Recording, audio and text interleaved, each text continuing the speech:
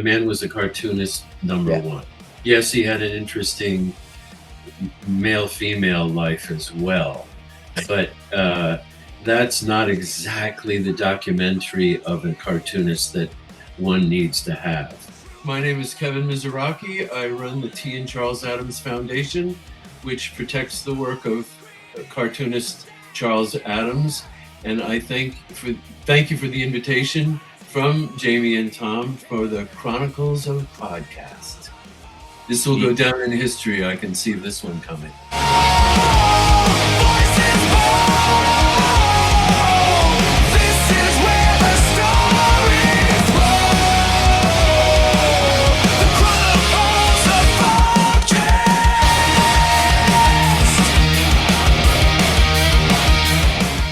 Ladies and gents, ladies and gems, this week we are back with a brand new interview, and this week we're talking to a man who has the honour of looking after the work of one of the most iconic artists of all time. Everyone is familiar with a certain family that is known to be creepy, kooky, mysterious, and even spooky. But we're here to learn all about the man behind the Addams Family and so much more. This week we're joined by Executive Director Kevin Miserocchi. Everyone put your hands together as we bring you the Chronicles of the T. and Charles Addams Foundation. Bravo. Nice. Thank you very much. Thank you very much. Emmys are coming up. Well, the phone's ringing off the hook already. Kevin, how has your personal Wednesday been? How's your day been so far today? This is a Wednesday, and I did watch your Wednesday 13. So all of this is kind of coming to fruition all at once here. So, my Wednesday's been great, regardless of whether the Netflix show is popular or not. Wednesday always carried the child of woe. I mean, come on. How could it be any better? Do you know what? Only right now did I realise that we booked this on a Wednesday. Like that couldn't have been booked any more perfect. That's brilliant. That is nice going. It also would have been Charles Addams' 114th birthday today. Well, and he's here. He's here. It's a surprise guest. Yeah. That's who's behind the portrait. Yeah. Before we move on, Kevin, how was Switzerland? It was wonderful. It's so different from what I have seen before because it was in Western. I was in towns near Zurich. So it was not where I have been before, which was on the east with Geneva and Mont Blanc and all that. But everything being backdropped by the Alps was quite extraordinary. Just beautiful. I mean, little picturesque towns, just fairy tale gingerbread, wonderful.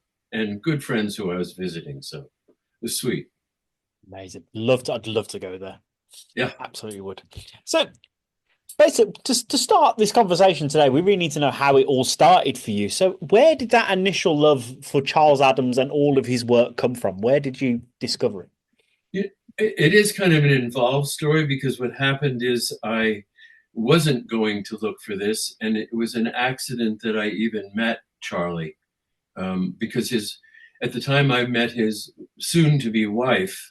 We were working on a fundraising project on the east end of Long Island for stray dogs and cats, and a notorious place for people to dump unwanted pets at the end of a season, really in the 40s, 50s, 60s.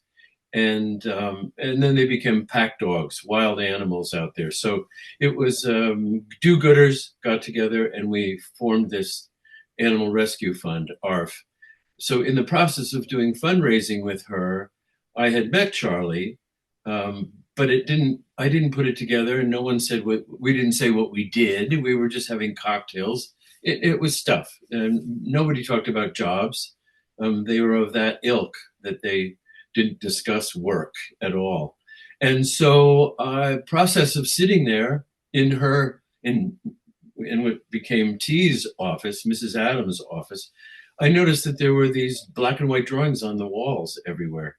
And I said, what are these anyway? Because they're this big.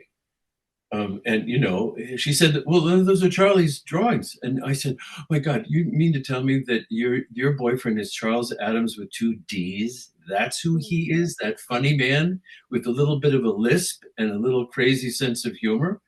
And sure enough, that's who it was. Well, I never put it together because you see a magazine and it's this big, a cartoon. I had no idea. I mean, I think he drew them that small, but I never thought he drew them that large. So then the rest was history. I ran right home, called my father and said, you're not going to believe who, I am now working with, sort of. And yet we weren't. We hadn't formed a foundation, but I was working with Mrs. Addams and I was seeing all the artwork. Because my parents used to give us their New Yorker magazines that came from my father's parents. They passed them along. And my brother and I used to color them in because they were black and white. So I probably colored in half of Charlie's drawings and made them much better than they ever were.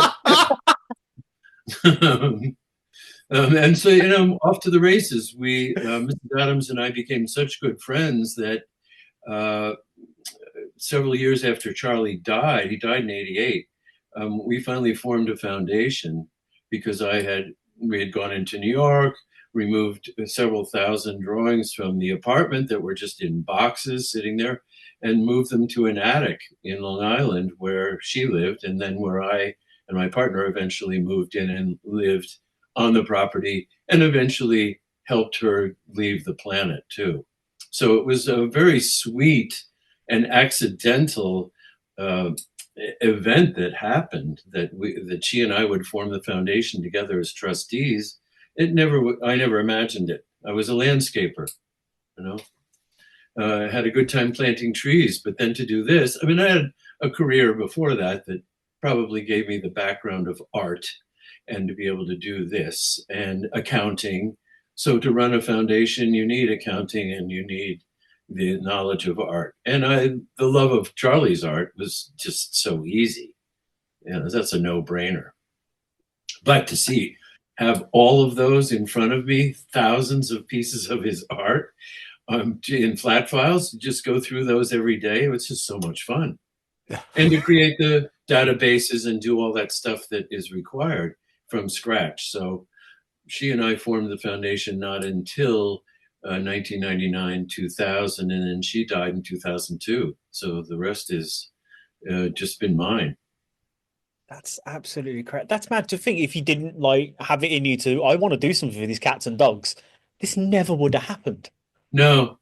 And, I was really just an acquaintance of hers through other people. But I had done fundraising and she knew all the people with deep pockets. And so we could go into New York and go take someone to lunch and come home with a big fat check. And so I would do the paperwork and she would do light the cigarettes and pour the drinks. You didn't color the originals in, did you? And I, of course, was all part of that too. I never said no. But she was a sweet, sweet, dear woman, and she was his third wife and the one who actually was sincerely taking care of business, meaning she was watching out for him. She was 14 years younger. He died 14 years before she did. So it was a very odd thing that they both died at 76, but 14 years apart. Wow. This is... Do the math. Do the math. I was going to say, Kevin, you didn't color the originals in, did you, when you found them in the attic? No. I scanned them first and then colored them online. Oh, okay, good. That's it, yeah. Thanks for the colouring books, Charlie. So where did the idea for the foundation come from then? Obviously, you and T put this together, but this was quite a few years after Charles had passed away. So where did the idea even come from? It actually came about because it was suggested to her that she build a trust around his art to protect it. So that's what her attorneys advised her in the very beginning. And that's what she was in the process of doing when she decided, I could use a co-trustee also. And boom, I was the one. I was there. And because we had done enough work together, I think we enjoyed each other's company. She trusted me, and the foundation was a good idea, that I wasn't afraid to tackle that kind of work. And she didn't have to do anything. She just had to be the financier for the few years she was alive before she died. And then, then my responsibility was to make money because we no longer had our financial backer. And, Hollywood has taken care of that. Mm. We sell nominal things just for fans that are not expensive, prints, T-shirts, things like that people can afford. It's not out to make the money. It's just to give them something that they want, frankly. Hollywood pays all the money. Royalties, all that. We have royalties that go back to the 1960s TV show. Charlie never made a nickel on them, and we are still making plenty of money on the royalties from TV because it is rebroadcast constantly. And with this Wednesday business, all of anything that's ever happened about Addams Family is rebroadcast. So it has its own life. It's like really admirable to yourself to be like, okay, we're making the money off this. So the fans of Charlie's, you want something, we're not going to charge you an absolute fortune because you just want to enjoy Charlie's work. That's amazing. So a lot of people out there would have just. Yeah, I think if we didn't have the stream of funding underneath this, I would feel a little differently. But there aren't employees here. And so we're not worried about overhead particularly. The foundation owns the building I'm in now, and we still own the house that they lived in Long Island too. So Hollywood has allowed us to come quite far with this. All things considered, we're not enormously wealthy, but we are also not starving here. Yeah. So before we talk about the foundation stuff, I do want to learn more about Charles as a person, because obviously, there's been some very strange rumors about him in the past, from sleeping in coffins. I believe I read that somewhere. Yeah. What was Charles like as a person? He was not fond of being in front of the camera, to put it that way. He was shy, but he had a wickedly wonderful sense of humor. I knew him the last 10 years of his life, and he was not weird. His art suggested the oddities that people love to write about because he came from the other side. He was on the flip side of the mirror. He was coming out of the dark side, and the things that we maybe all think but we never would admit to. And then the fractured cliches that he cartooned so often. But he never slept in a coffin. People said that, Charles Addams did that cartoon about at the nursery or the maternity ward about the baby being born. Oh, don't bother wrapping it up. I'll eat it here. He never said that. He never drew that. These rumors come out from people who just say, well, Charlie could have said that. Well, he never would have said that. And he really did love children. He just didn't want his own. That whole thing of, he hated children. Are you kidding? Look what he does. He's praising children's creativity and malicious tendencies. We all have that. It's mental that someone actually believed that. Wow. But that's where this issue happened when they were doing the Addams Family. Even trying to name it, because after all, it came from a couple of fellows walking down the street in New York and saw one of his books in the window and said, "Oh, we should do a TV show on that." These were two brothers who did this, and then they couldn't come up with a name, and they called him and said, "We really just want to call it the Addams Family," and he was horrified because it would put him in front of it, and that's not where he wanted to be. He was a behind-the-scenes producer, not a front man.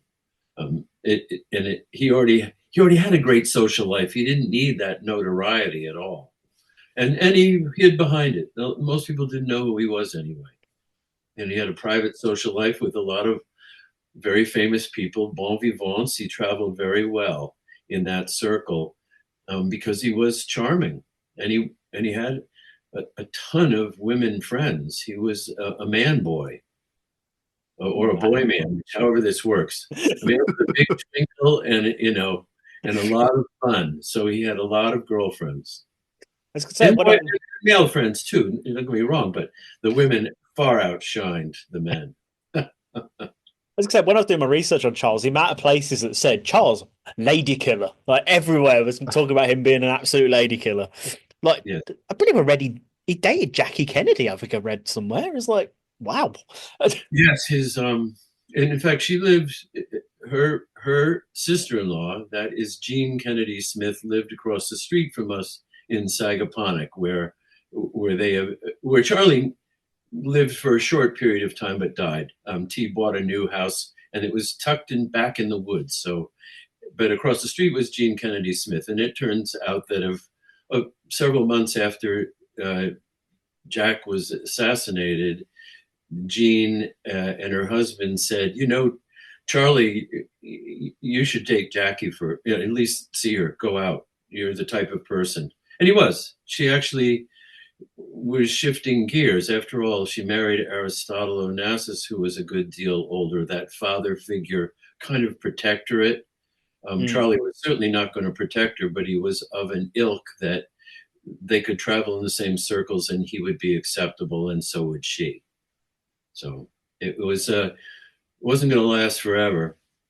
It did come to, Charlie told me this himself, it did come down to Charlie, because she had a look that he drew, which was Morticia. He married 3 women who looked like that. He did not base Morticia on any wives. But Jackie was attractive, but she kind of had space eyes. They kind of went out further than they should have. And that is a little bit of a look that he liked. And then it came down to, Charlie about marriage, possibly, or, forever Amber. And she said, "Oh, Charles, what would we talk about at night? Cartooning?" Like, oh, well, hit the road. Hit the road. I think it's safe. Caroline doesn't like me, but she's not going to watch this. Would you say that he obviously didn't like being in front of the camera? Is that why the character stayed nameless for so long? No, he just, I use that as, he just was not he was not camera shy, but he didn't care for the notoriety. And that's what he was afraid of with TV. And also there's another part to this, and that is the New Yorker, the editor at the time that the Addams Family became a TV show, no longer allowed any publication of any Addams Family drawings, because the New Yorker was above TV. It was an esoteric magazine, and TV was for those other people. And he was very firm about that. So when that editor finally went his way, then it was free time for Charlie to be able to put in some Addams Family on occasion. And after all, there's not a lot of Addams Family drawings, truly, maybe 150, 80 of which were published in the New Yorker, but the bulk of his work had nothing to do with the Addams Family. I mean, thousands of drawings and 150 of the Addams Family. So they need not worry at the New Yorker, but they did make a fuss. So that was part of Charlie's not to be in front of the camera kind of feel, that he didn't want to really be associated with it because he was a New Yorker employee. That's crazy. It's funny you mentioned that. You kind of bled beautifully to my next question, really. I was going to say, because most people do associate Charles with the Addams Family, but really it's a fraction of what he did. Like you said, like thousands of drawings and not that many of the Addams Family. Over 1,000 for the New Yorker, I believe I read somewhere. Yeah. Do you have a particular favorite piece of work that he created? It's funny. We're doing a documentary film right now about Charles Addams.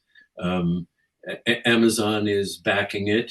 Obviously, they'll be in the role of distributor.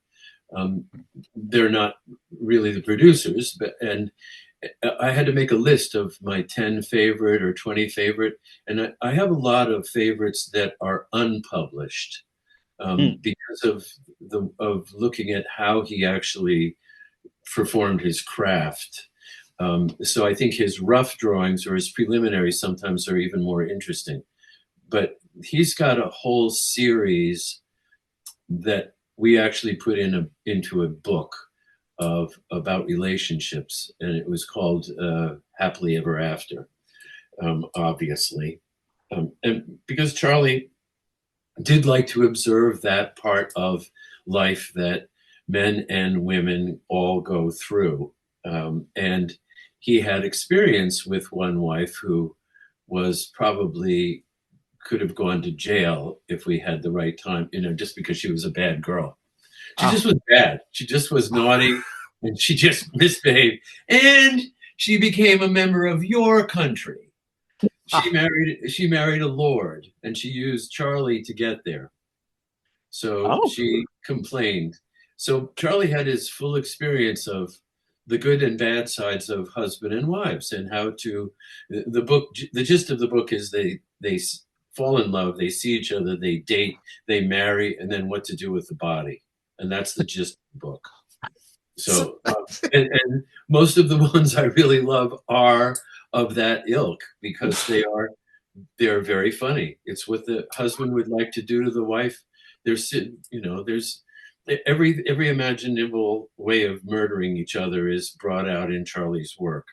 And I mean, there's one of his women always have piano legs and are large, and the husbands have been beaten into the ground so they're a good 2 feet shorter than the wife. And there's one of a woman in a department store, and haberdasher, and talking to the man who's behind the counter, and she says, "Well, I don't know his sleeve length, but his neck's about like this." So, I mean, that's the gist of it's subtle humor, but everybody gets it, Say how you feel, Charlie. Jesus, that's amazing. It's, he survived that very short marriage very well. But Lady Colleton became Lady Colleton. Barbara Barb became Lady Colleton. So in Charlie's life, he referred to his first wife was Good Barbara, and his second wife was Bad Barbara. And so we have that. I mean, you can't make this stuff up. That's what I love about when I was doing my research for this. I was like, what, really? What? Like, this is real life? It's crazy. But what is it? I don't want to focus too much on the Addams Family, but obviously it is what Charles is most known for. What is it, do you think, about that stood out, that made it so popular? Because I think it was, there was nothing different about them except that they lived parallel to the majority. And for it to be on TV in the 60s, at a time when, JFK was assassinated while this was going on as well. Politically, a little bit of unrest, a little more humor was needed, perhaps, and maybe that's why the TV show came up. And that I think it was NBC doing the Addams Family, and it was ABC doing the Munsters. So they had to come up with one to compete with each other. The Addams Family were doing exactly what Middle America was doing. They were raising a family. They just happened to be on the other side of the mirror and a little odd, perhaps, and that they were house proud, but they didn't bother to repair their house. It was an old Victorian mess. And Charlie lived within that kind of himself. He liked the detritus of old houses. And I think that the popularity of it was because it was a little off-center, but it also praised that aspect of the children and the parents, and without carrying a flag saying, let's all become the Addams Family, it was refreshing, and it was comedic, and it didn't hurt that it had John Astin and Carolyn Jones. The rest of them after that are interesting, but not what Charlie drew at all. We've got Angelica Houston and Raul Julia, like the prince and princess riding off into the sunset. That's not what Charlie drew at all. Raul Julia was way too swashbuckler, too handsome. His morticians were supposed to be beautiful but strange looking. So, and everybody else became glam, way too glamorous. And they're very glamorous now. I've actually had conversation with Luis Guzman, who's playing Gomez, and I said, you're different looking, and you're exactly what Charlie drew. It's wonderful. Nathan Lane on Broadway was pretty good too, because his eyebrows went right up into a upside down V. He was just right. And that's not making fun of. It just was like, no, you nailed it. You've got the look, and a wig here and there, it helps too. But I think they're a lot more real than what TV was doing in those first two films that were just a little too pretty. Yeah. Why do they get associated with Halloween and winter so much, though? I guess because Charlie, it is. It's like Shocktober is his work. It's like, God, he was born in January. Let's get a grip here. But it is because his cartoons are maybe exemplary of a stranger side of life. And Halloween is where probably the only holiday that we do allow that to creep in. Everything else is happy and pretty and celebratory. And Halloween is witches and broomsticks. And he drew a lot of that too. He did a lot of work on witches. And did some covers that were pumpkins and things like that. So I think it's a natural. I hate that it exists, but we're extremely busy. Always have an exhibition. The town of Westfield, New Jersey, where Charlie was born, has a whole month called Addams Fest, and they paint all the windows with Addams Family characters. They have a monster ball. They have a lot of exhibits and events that go on, but it's for the whole month of October. That's awesome. That's awesome. Yeah. I think it's it's that, summer is over, kids are back at school, and so see that first month of September is getting used to. Now we're going to approach the long part of the year and no vacation. And then they go into, let's take a break before the serious holidays come up. So October is a weird month of, burning leaves and burning witches. I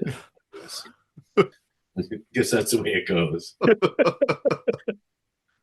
So obviously, part of doing the foundation, you've had to curate all these pieces of Addams art. Did I see some of them was like 1,600 pieces in the collection or something like that? Well, that's the published pieces. Just the published. And then there's a couple of thousand more that are unpublished. So we have, almost 4,000 pieces, really. And he also did a lot of advertising. So we have that too. When he became popular, he was hired by everything from perfumes to Volkswagen to, beauty creams and all kinds of products. So he did a lot of advertising, and he had only the right of first refusal with the New Yorker. So he had, in 1954 to 56, he had a syndicated newspaper across the United States that published his work regularly, weekly. So he was really being covered by more than just the New Yorker. And so therefore, there's a lot of work, a lot of drawings. Did you know where all of this was originally when you first started doing this, or have you found stuff like over the years? I don't know, because you're saying you live on the estate, opening a cupboard, like, oh, another box. No, because Charlie really lived in New York. He was a weekender on the East End of Long Island, but that's where his wife lived. And he was in New York in a two-story apartment. And there's like two studio apartments on top of each other with an interior staircase, meaning it was the fire staircase. No elevator, that you stopped on the 11th floor and went up to 12 and 13, which was called 12 and 14. And all his artwork he stored in boxes under his bed. So That's where we moved the artwork, and some of it had been moved out by then, so it was being in storage. But technically, he would keep all his work under his bed until the water tower on the roof broke a couple of times. And so there was some water damage work. No. So, but that's the nature of an artist, really and truly. Once it's published and done, there's kind of done with it. I mean, he had a lot of framed pieces in his apartment too, but and then framed things out on Long Island. But technically, we found a lot in the apartment after he died, and we were moving it out. His wife had already done at least a storage unit to keep the work dry. Once she found out that the tower broke, the water tower on the roof, it's like, Charlie, come on, you can't keep the artwork here. And he didn't have the same thoughts about the value of it that she did. And it wasn't that she found it, so valuable that, we're going to move to Costa Rica on it. It was just that you should save this work. It's in the collections of the New York Public Library, of the Museum of the City of New York. There's some validity to your work here besides the next magazine. And that's why she was the right one to form the foundation, because she had that in her heart. Wow. Go on, Jimmy. I was going to say, it's almost like Charlie didn't realize just how important his work was to like pop culture in the world, really. So just leave it in a box. It's fine. Yeah. I mean, I think that is it, because he did not want his name associated with the television program. It was an embarrassment, and pop culture he wasn't plugged into that. He loved cars, he loved women, and he then also loved cartoons. But, the truth of the matter is he had, a dozen crossbows. And they were like art on the walls of the one apartment. Beautiful old crossbows that he would found just slamming around old antique stores, and they'd, find them in the back room, and, $10. I mean, these are incredible things. He once, in his apartment in New York, I remember him saying, I said, Charlie, have you ever used these? He liked bow and arrow. He very, very good marksman. Not great with guns, but loved he loved castles and knights and all of that, dragons, the whole thing. And he said, sure, this is the one. Here's one that I really did fix, and it had a steel cable. And he put an arrow in it and shot it, and went right through right in the apartment, and right through the wooden swinging door into the kitchen, and embedded itself into the cement wall behind it. It's like, oh my God. And that was Charlie, just like, yeah, you see, it works. He was fun. That's what I'm saying. He was a man boy. He just never grew up, And cars, a lot of cars. He had 2 Bugattis in his life, not at the same time. He was never extremely wealthy, but he was comfortable. So he bought a lot of vintage cars and loved them and raced them. He raced at Watkins Glen when they first opened it, with a big old bomb of a car. So he didn't miss out. He was able to pursue his loves his entire life. That's amazing. I mean, what sort of responsibilities come with protecting both the artistic and cultural legacy of such an iconic guy and his work? Yeah, I don't think T and I really thought about that when we did it. It was just a smart idea to protect it. And that she had a trust around it to protect it to start with was the right move. As far as a foundation, I don't think either of us particularly thought that through. I knew that I would not be able to dig holes in the ground and plant trees my entire life. So it was nice to have a library job in a way.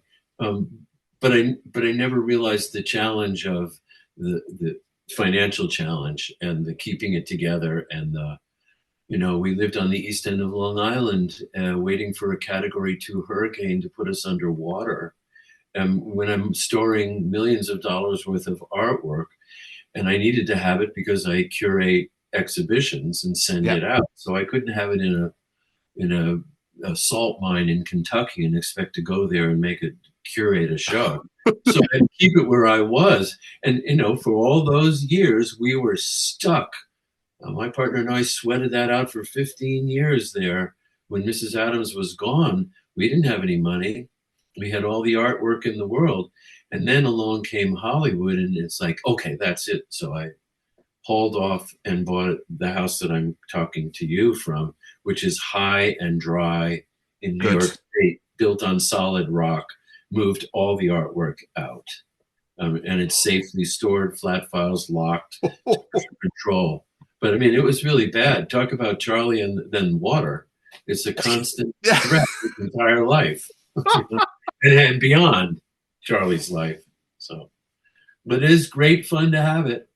A rainy day, just go upstairs and go open a drawer and go through these. It's so much fun. And to see them big, really. And, a thing about Charlie too. Yeah, a cartoonist, but quite painterly. His skies, his detail. He had a really good friend at the New York Times who gave him tear sheets of antiquities and furniture and architectural detailing. She was a great friend, and they went around to antique stores together, but he had great files of technical things that he was drawing accurately, not just, I'll think it up. His castles, everything he did was very technical, and a good job, a wonderful job. I think he was appreciated because of his sense of humor, maybe not his artistic bend, but he was very good. Absolutely. I do think Charles has a really unique style. Like, you see one of his pictures, you're like, oh, that's a Charles Addams picture. Like, this, it's so unique. When you've been curating all this work, though, have you seen like changes in his styles or the way it's developed over the years, especially from like the earlier stuff to the later stuff? Yeah, that's pretty easy because the things from the 30s, he was starting out. He did line drawing, and very little shadowing and shading. His signature he hadn't worked up yet, that kind of blunt paintbrush Chaz Addams. He was a little bit more calligraphied and in a finer pen. And then you can definitely see that he got a little more sophisticated and a little bit more in love with the details that he was drawing. And again, as I just said, with his friend Dona Guimaras, supplying him with all these architectural details, his drawings did grow up and did get a little bit more painterly. He was, yes, a cartoonist, but not a Bob Mankoff, not a one-liner kind of guy. He produced his own version, which was using watercolor. I mean, he did 65 covers of the New Yorker. That's quite a bit of watercolor. I mean, color work. So he was capable of doing pen and ink, brush, and watercolor very easily. Amazing. Like the picture that's behind you now, you're talking about architecture, like that is stunning just to look at, the shadowing and stuff. Like, it makes New York just look like the biggest city in the world. It's amazing.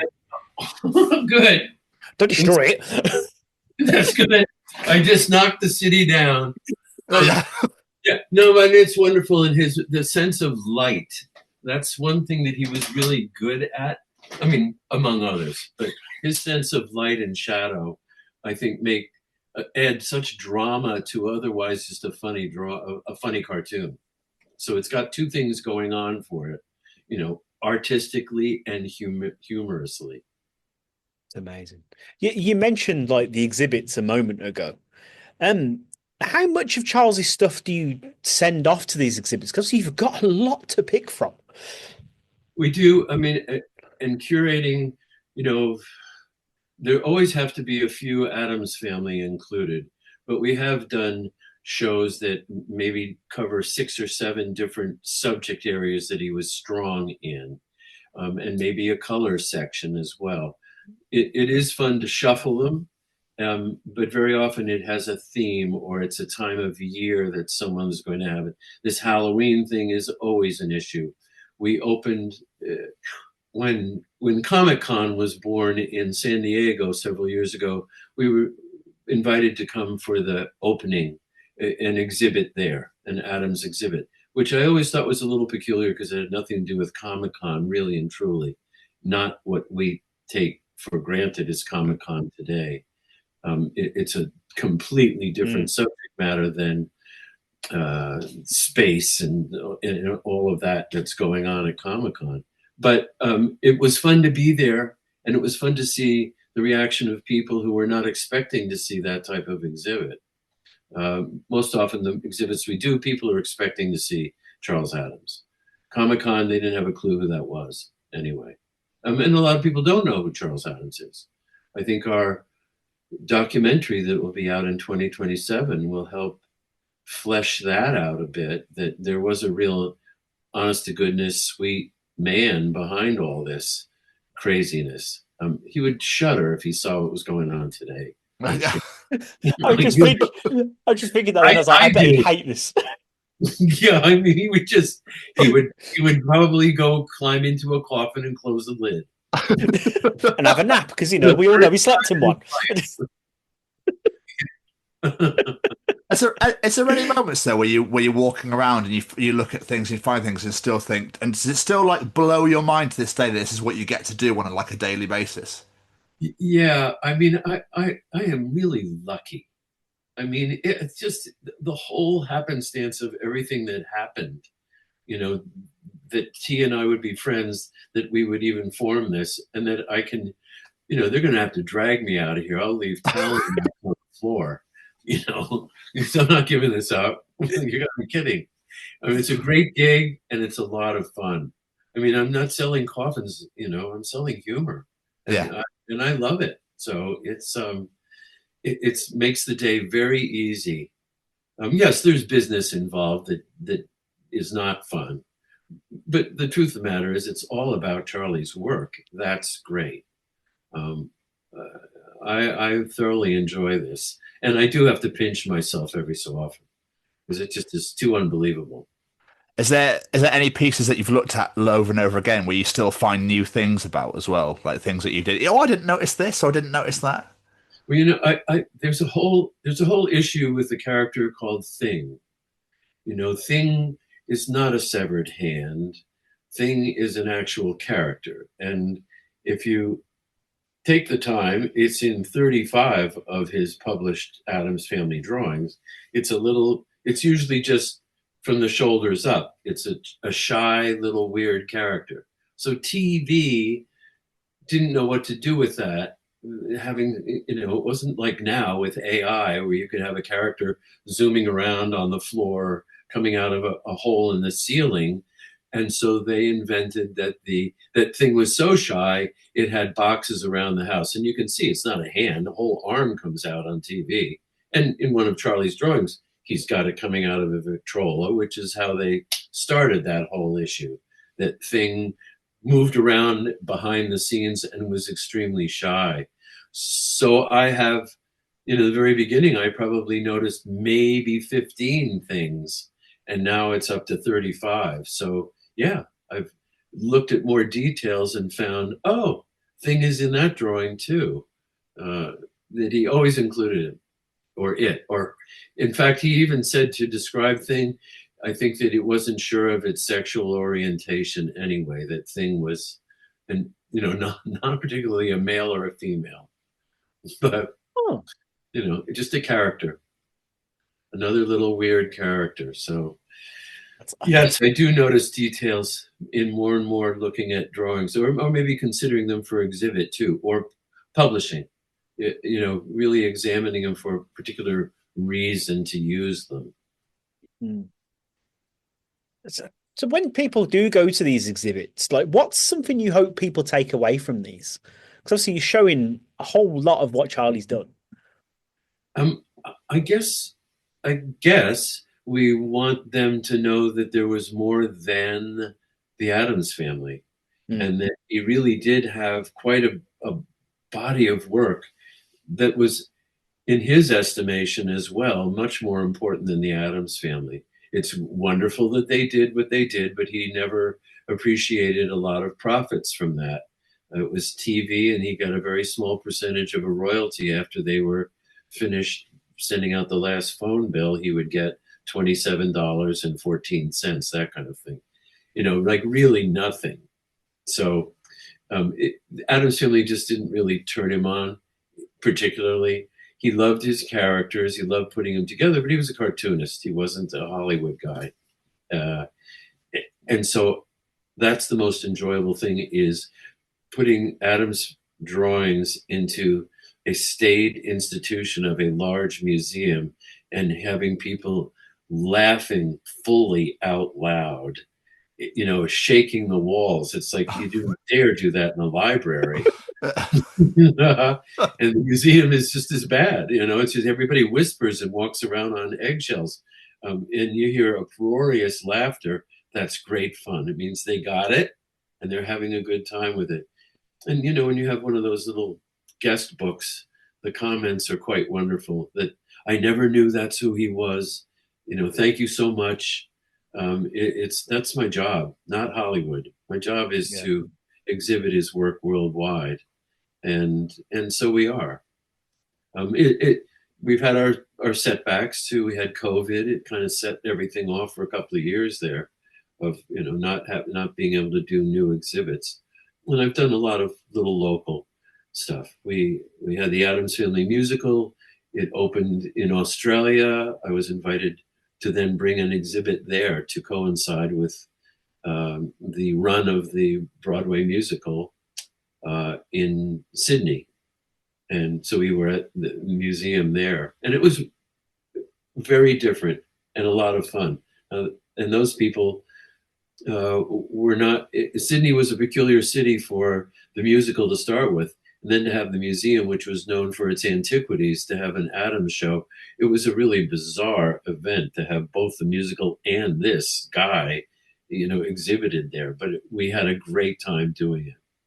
And it was a whole different audience, completely different audience.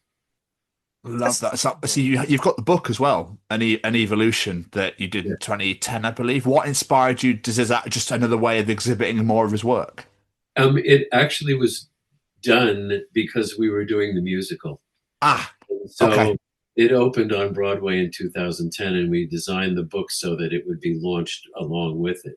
And in fact, we did an exhibition that had to do with the opening of all of that too at the Museum of the City of New York. They own 65 Addams drawings alone, and it was a perfect place to showcase his work while New York was having a musical on Broadway, and we could launch our book that hopefully explained a lot more about the background of this crazy phenomenon of the brand. And it does flesh out a bit. I've discussed things with you that are in the book for sure that, help to explain some of the background of where this is all coming from. That, he didn't design Morticia around a woman he met. He met three women that answered his cartoon desire. He drew who he wanted to meet up with, and then got the pleasure of meeting up with them. And they were all dark-haired beauties. They all were, except Jackie. I mean, maybe that's the wrong word. I meant she wasn't a wife. This is not going anywhere, right? Are we editing any of this? We edit this, yeah. We do edit this, yeah. Editor? You're all good. It's on you. Go ahead, try and collect from me. I'll never. More podcast, not me. But obviously, you mentioned earlier about his love of cars and racing and stuff like that, and obviously in the book there's that picture of Uncle Fester racing cars. So that's obviously now makes more. Now I look at it and I think about it, that makes way more sense now as well. That he put his own loves into it as well as. And he rather saw himself as Uncle Fester anyway. That's a little bit. A little bit. I mean, he admitted that readily himself, that he felt he was a little bit of Uncle Fester himself. I mean, after the crossbow story earlier, I fully believe it. Yeah. I mean, and he was a nice-looking man. He and Walter Matthau were good friends. He was good friends with Walter Matthau's wife before Walter married Carol Matthau. And they were there was something similar about the two of them. they could have done Grumpy Old Men together if Charlie had been an actor. They just would. It just would have worked. And he had a lot of fun with that because he was soft-spoken, underspoken. But when he did open his mouth, he was one of those people that talks least and says most, because he didn't blah, blah, blah. Just didn't need to. And that's, again, perfect reason why he was embarrassed about having it all called the Addams Family, when he liked being able to do what he wanted to do without being noticed. Yeah. And he's an artist. You've mentioned it, like the movies and the TV shows and all stuff. Most of this, apart from obviously the original TV show, came around after Charles had passed away. So how much involvement do you and the foundation have in projects like this? Because I've seen you're listed as an executive producer on some of the stuff. Yeah, because I, on behalf of the foundation, and they wouldn't be making any of these if we didn't license them. So because the foundation licenses the characters, I get the honor of being an executive producer, just kind of a PS that, I'm the one who signs the contracts and has the lawyer and has the agent and, all of that business aspect of this brand. As well, I do licensing on my own too. I mean, it's not, there's other licensing that goes on besides Addams Family. There are drawings that are used, there are characters, there are products that are sometimes made. I'm a little bit loath to have a lot of merchandise. We do minimal amount of merchandise from the foundation. As I told you, I don't want to make the money on that. Yeah. And also Hollywood, my God, the amount of merchandise that comes out of there is quite enough. There will be dumps filled with that stuff. So, I'm sure it's all wonderful, but you know what I mean? It's merchandise, and the next and the next and the next. So I don't need to push merchandise. Advertising, commercials, yes, stuff like that. Right. Kind of what Charlie did do in his lifetime. Yeah. Advertising. So if people are only familiar with Charles' stuff through the Addams Family from the TV, the film, or whatever it might be, what's something you might encourage people to go look out for to try and learn more about Charles as the artist? He did do 13 books of his work. So yes, one or two of them have more Addams Family in them than others, but that's a timing situation where he stopped drawing them or rarely did them. His wife did The World of Charles Addams with Alfred Knopf, a publisher. And that was a really good book because it took it by decades and did a smattering of, a nice big fat hardcover book, which also is out in paperback. But it's a good compendium of kind of a look at all his work. And you can see how things change by decade too. I think books are probably the best bet. Simon & Schuster published 13 books alone every couple of years with him. They enjoyed a very nice relationship. And he was able to then put in works that didn't get published or didn't get published by the New Yorker or published elsewhere. And that was fun for him. He enjoyed that aspect of the cartoon book because he did model some of his work and his desires of how work should look by viewing other artists way before him in the late 1800s through books. And those were, not cartoonists, but they were illustrators. And I think that's where Charlie was ultimately an illustrator who had a bent on humor. And so he combined those two things together.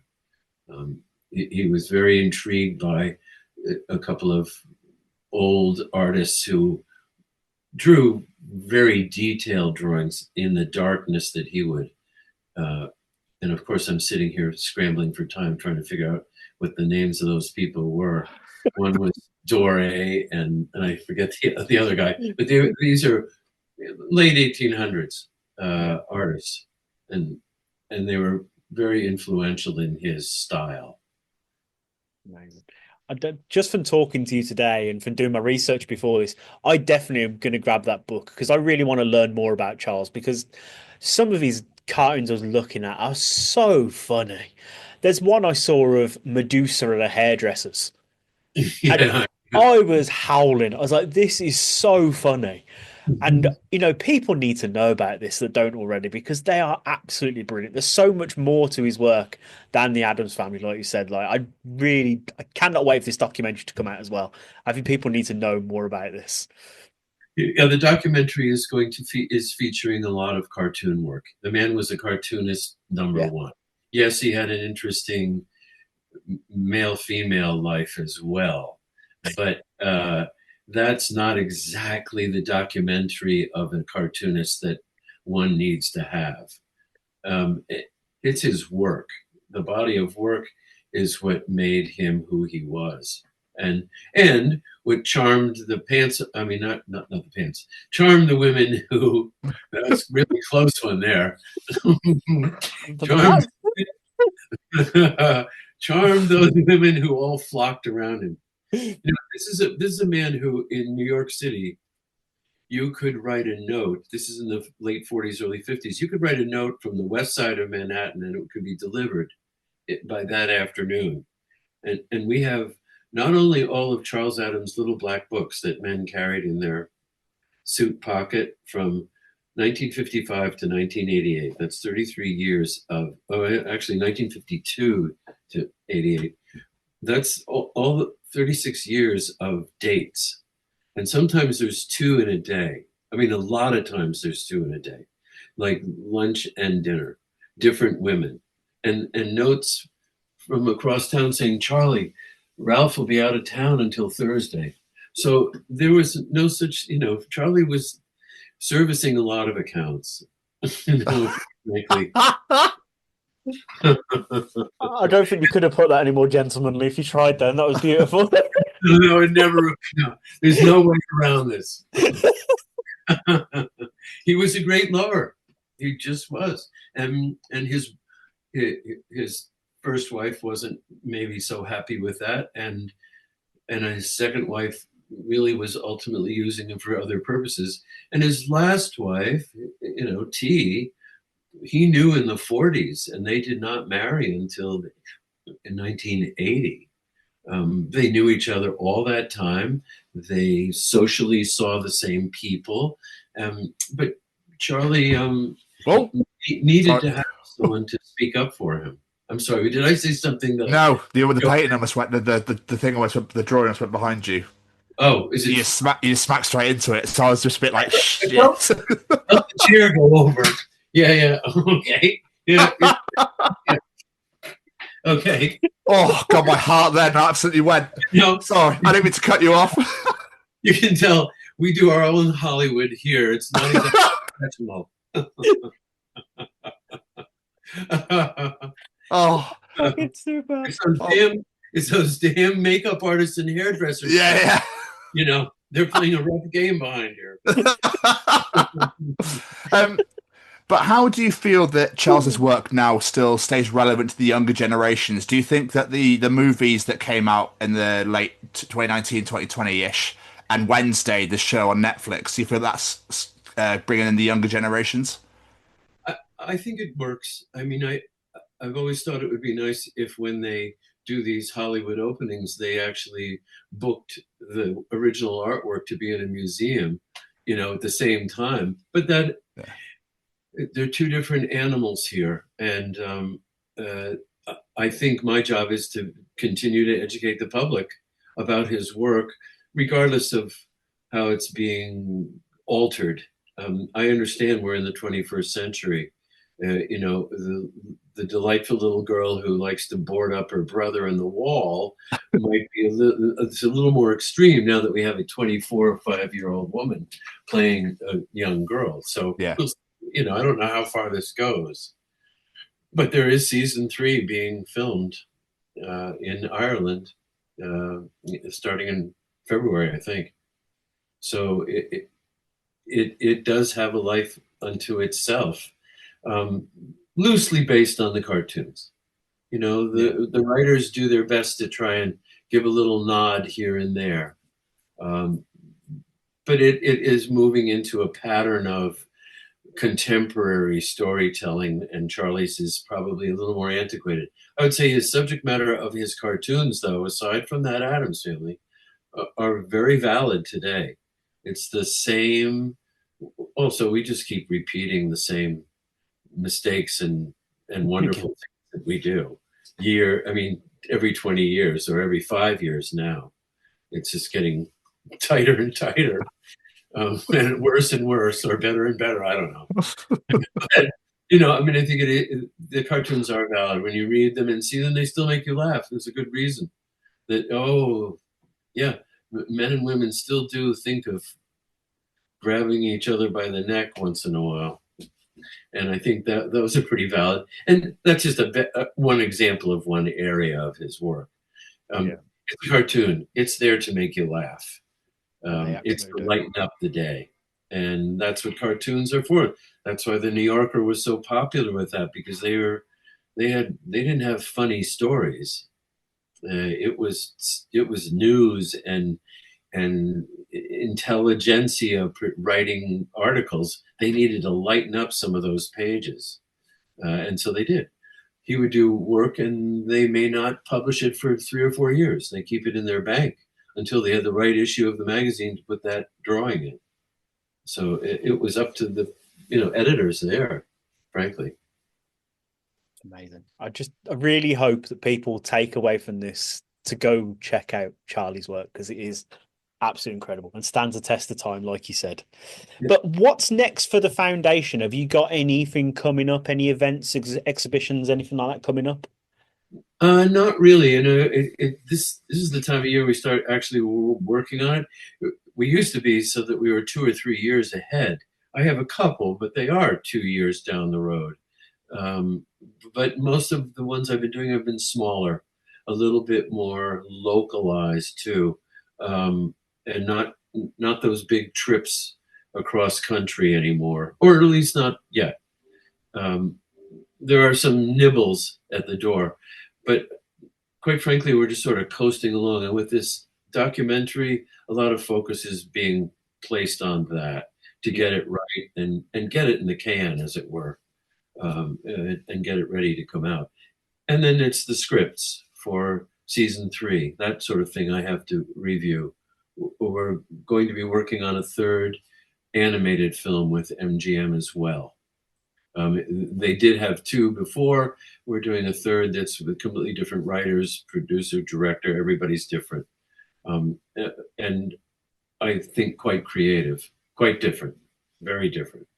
So, these all fill in the gaps, because it takes 2 years from when they're filming to actually have it out on Netflix. It's a very long procedure, and a lot of editing. So you have to have things staggered, which I'm really glad we have. We'll fill in with the documentary. And I think it's the right time. There'll be all this, well, who the hell is Charles Addams? Well, there he is. That's who he is. And I think that'll help. So, in the next 3 or 4 years, we've got a lot coming out here. And then they have, rumors of other things that they want to do, which I will not share. Of course. Podcast. Why would I do that? You can stay cozy all you want, Always. You ain't getting any leaks from me, that's it. Damn it. Oh, I had TMZ on speed dial and everything. Yeah. And I had my lawyers on speed dial. Oh, Mr. Stevens, do you have any more questions for our wonderful guest? I do not. I just wanted to say, Kevin, thank you so much for spending the last hour with us. It's been so much fun and really fascinating learning more about yourself and Charles. So, and we really appreciate your time. And I appreciate yours. This is great fun. This is across the pond. Wonderful. And you can let that lady Barbara have it as far as I'm going to go and find her right now after we're done. She's quite dead. But anyway. Ah, good.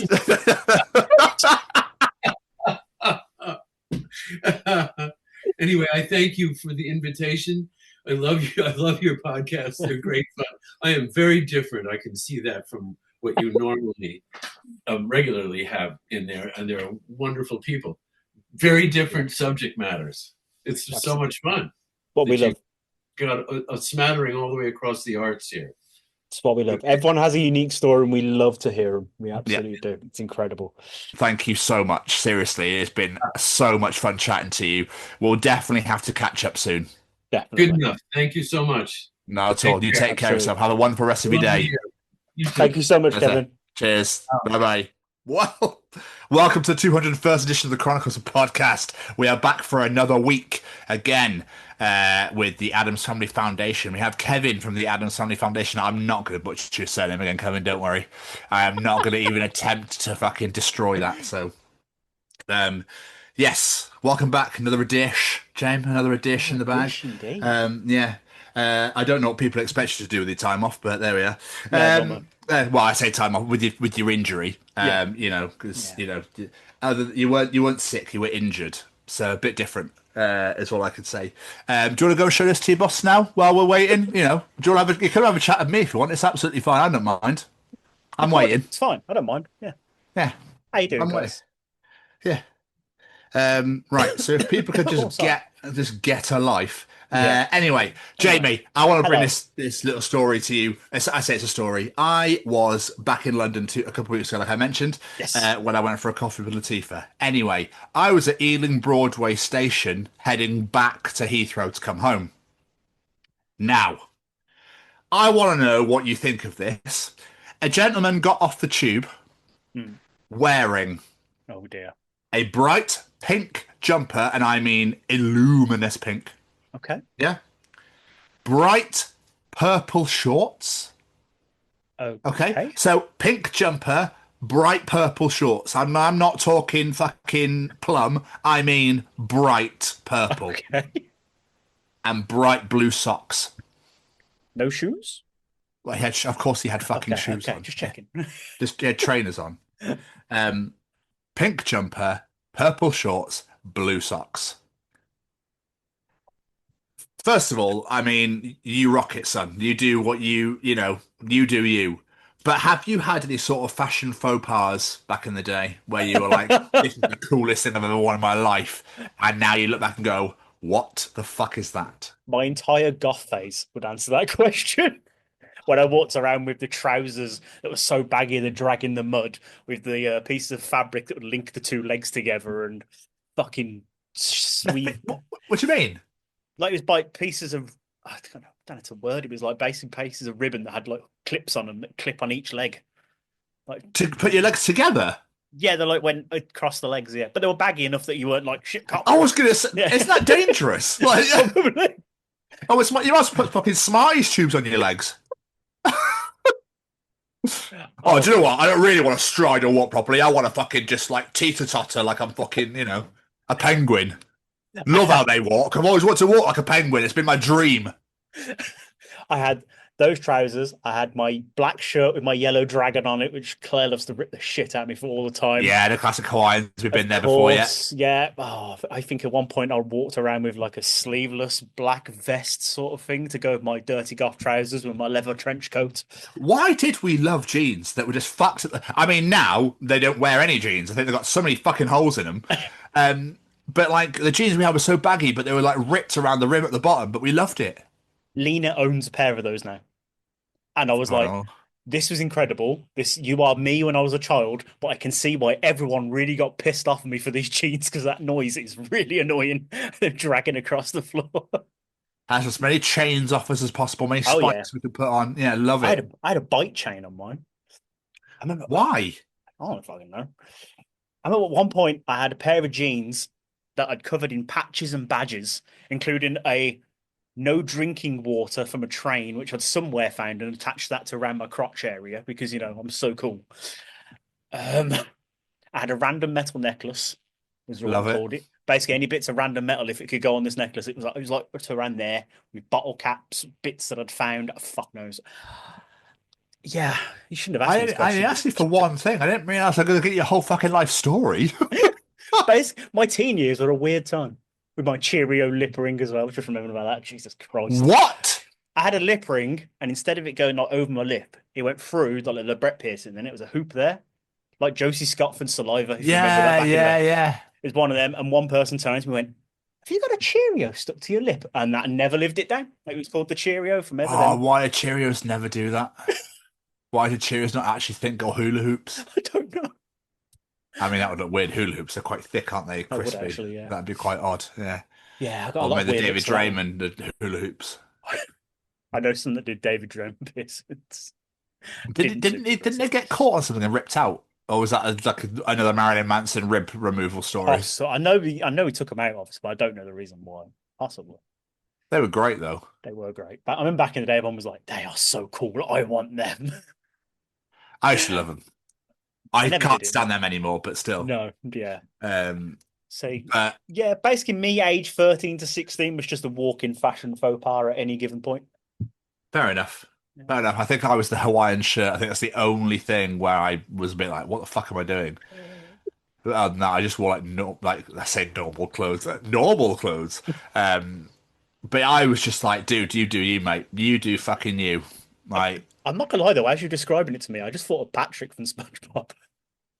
The pink and the purple shorts. oh, I see. I was a bit like, wow, okay. I mean, I wouldn't have gone. Yeah. It's one of them, isn't it? You do you, but I'm never doing that. Yeah, exactly. Yeah. Intriguing. The piercing thing, I've been listening to We Got the Chocolates obviously still, and they played a game of what the odds between 1 and 50, and if they said the same number, one of them had to get a Prince Albert, and they said the same fucking number. Oh no. And he actually did it. And every time I talk about it, I feel really sick inside and I feel queasy. But apparently, you can choose what side of the banjo string you want them to go through. Oh! Yeah. Oh, wow. I took to Wallace then. I don't know. Cheese, Gromit! Piercing through my dick, Gromit! Cheese! But can you imagine? It just, oh, wow. Oh. Hey! There's two sides of this I've never been able to imagine. One, getting it done. No, sounds painful. Two, walking into a shop and going, excuse me, I'd like to put a piece of metal through my cock, please. No, couldn't do it. Who was the first person that thought of this? No. Prince Albert, I guess. I don't know. Why do you need a massive fuck off ring through your penis? Oh, God. Anyway, can we move on? Sorry. Yeah, please. I brought that up. I'm so sorry. Isn't it free your Jap song? Yeah, okay, anyway, so, yeah. I'm just thinking when you piss, it's going like a sprinkler. Jamie, stop talking. Can we not? Oh, boss man, he's been talking about penises. So, anyway, talking of penises, welcome to Animal Facts. Oh, okay. So, we've talked about cats. I'm feeling a bit weird now after that piercing conversation. We've talked about cats. We've talked about ducks. Yes. We've talked about giraffes. Yes. Let's welcome the hyena. Oh, okay. Okay. So, this blew my mind. Okay. Stuart at work, I talked about the giraffes, and he went, yes, how about hyenas? And I was like, what? And then he told me this whole story, and it blew my fucking tiny little mind, and now I'm bringing it to the show. So, what was the comment from the duck one? Ban podcast equipment. I think we'll get that again. Anyway. Female spotted hyenas possess a unique pseudopenis. A highly developed clitoris, up to 7 inches, might I add, that closely resembles a male phallus, complete with false scrotum. What the? This organ, used for urination, copulation, and birth, is part of the female-dominant high-testosterone society where they are larger and more aggressive than the males. What the fuck? Key details about the spotted hyena's pseudopenis. Females use this structure, might I add, What a great way to describe it. built for mating, and despite the physical challenges of giving birth, it allows females to have absolute control over mating as they can prevent forced copulation. Quite cool. Okay, yeah. Evolutionary cause. High androgen exposure during developmental causes this. Possibility as a byproduct of selecting for increased aggression and size in females. Whilst it makes sex difficult, the female pseudopenis has a more rounded tip, whereas the male's is more pointed. Yeah, the males go through it. Yeah, they go through it to get in. Oh, yes.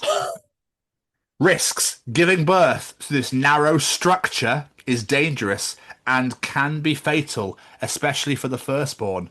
It's basically an exploding clit. Wow, the animal kingdom's weird. Female spotted hyenas are the only mammals to possess a fully developed penis-like organ.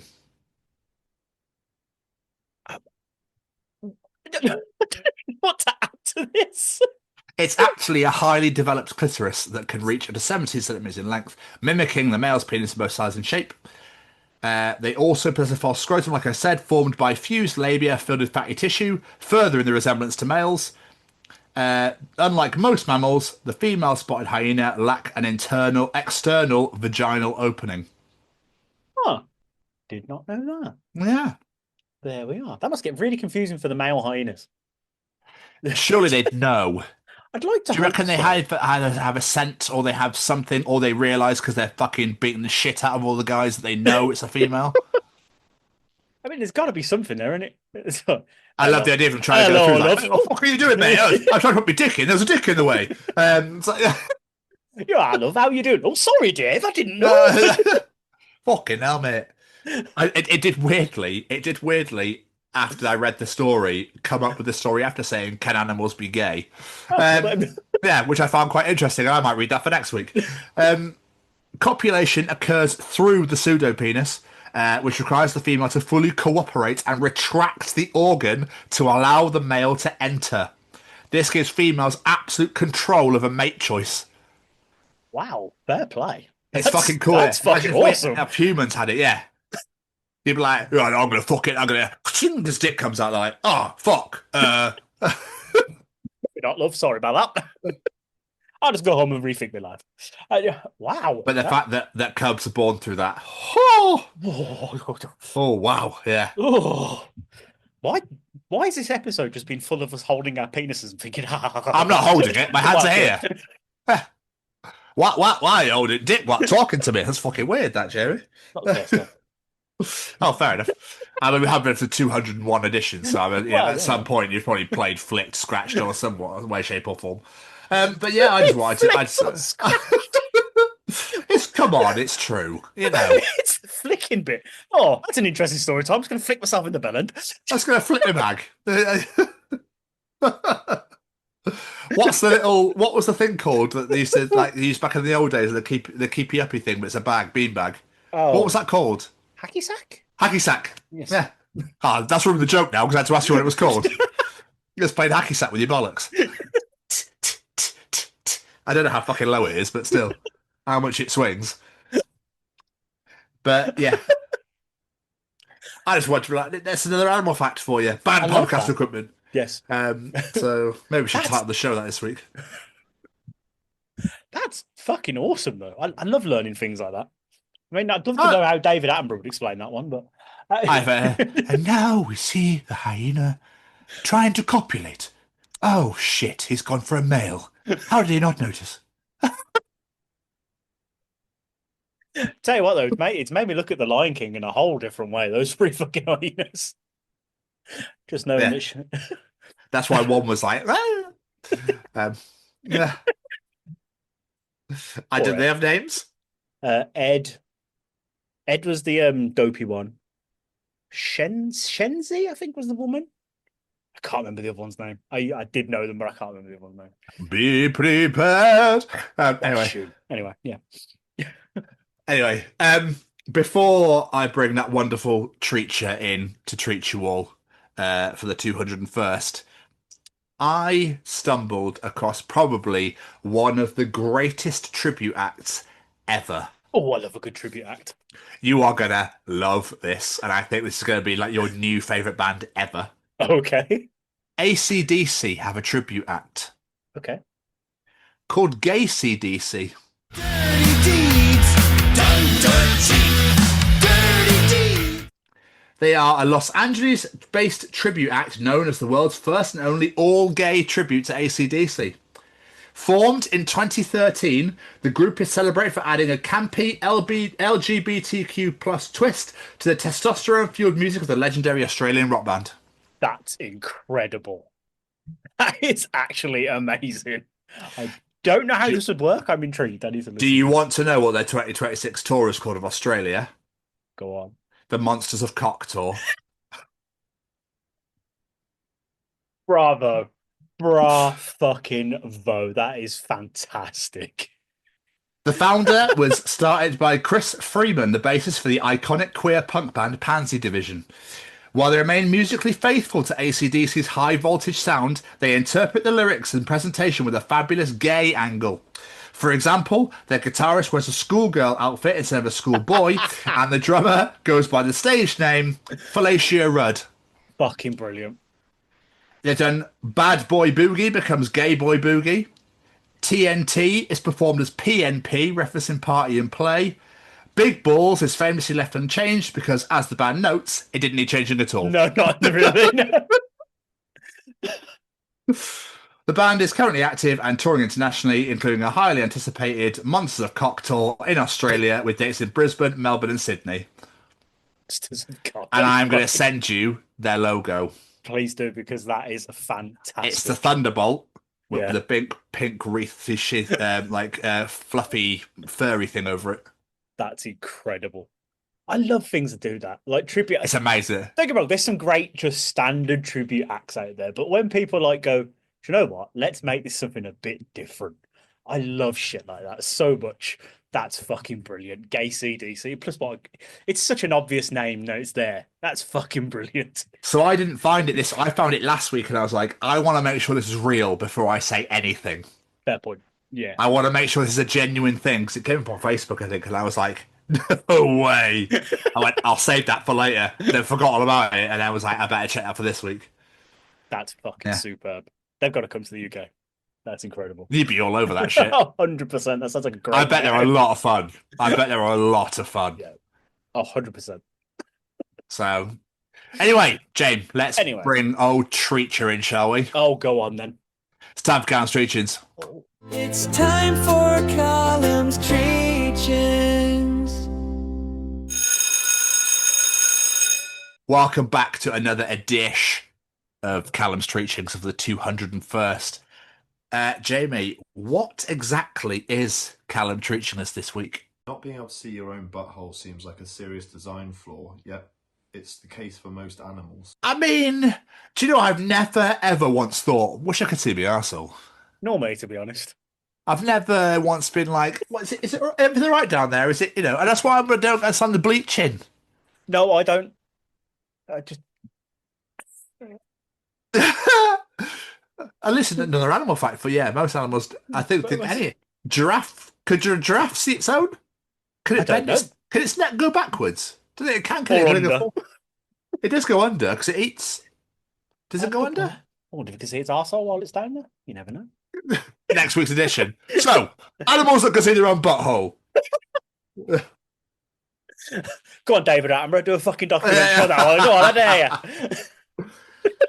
I wonder if he has ever sworn or ever said something he shouldn't have during a recording and had to do it all over again. There's got to be some great bloopers out there for David Attenborough. There's got to be.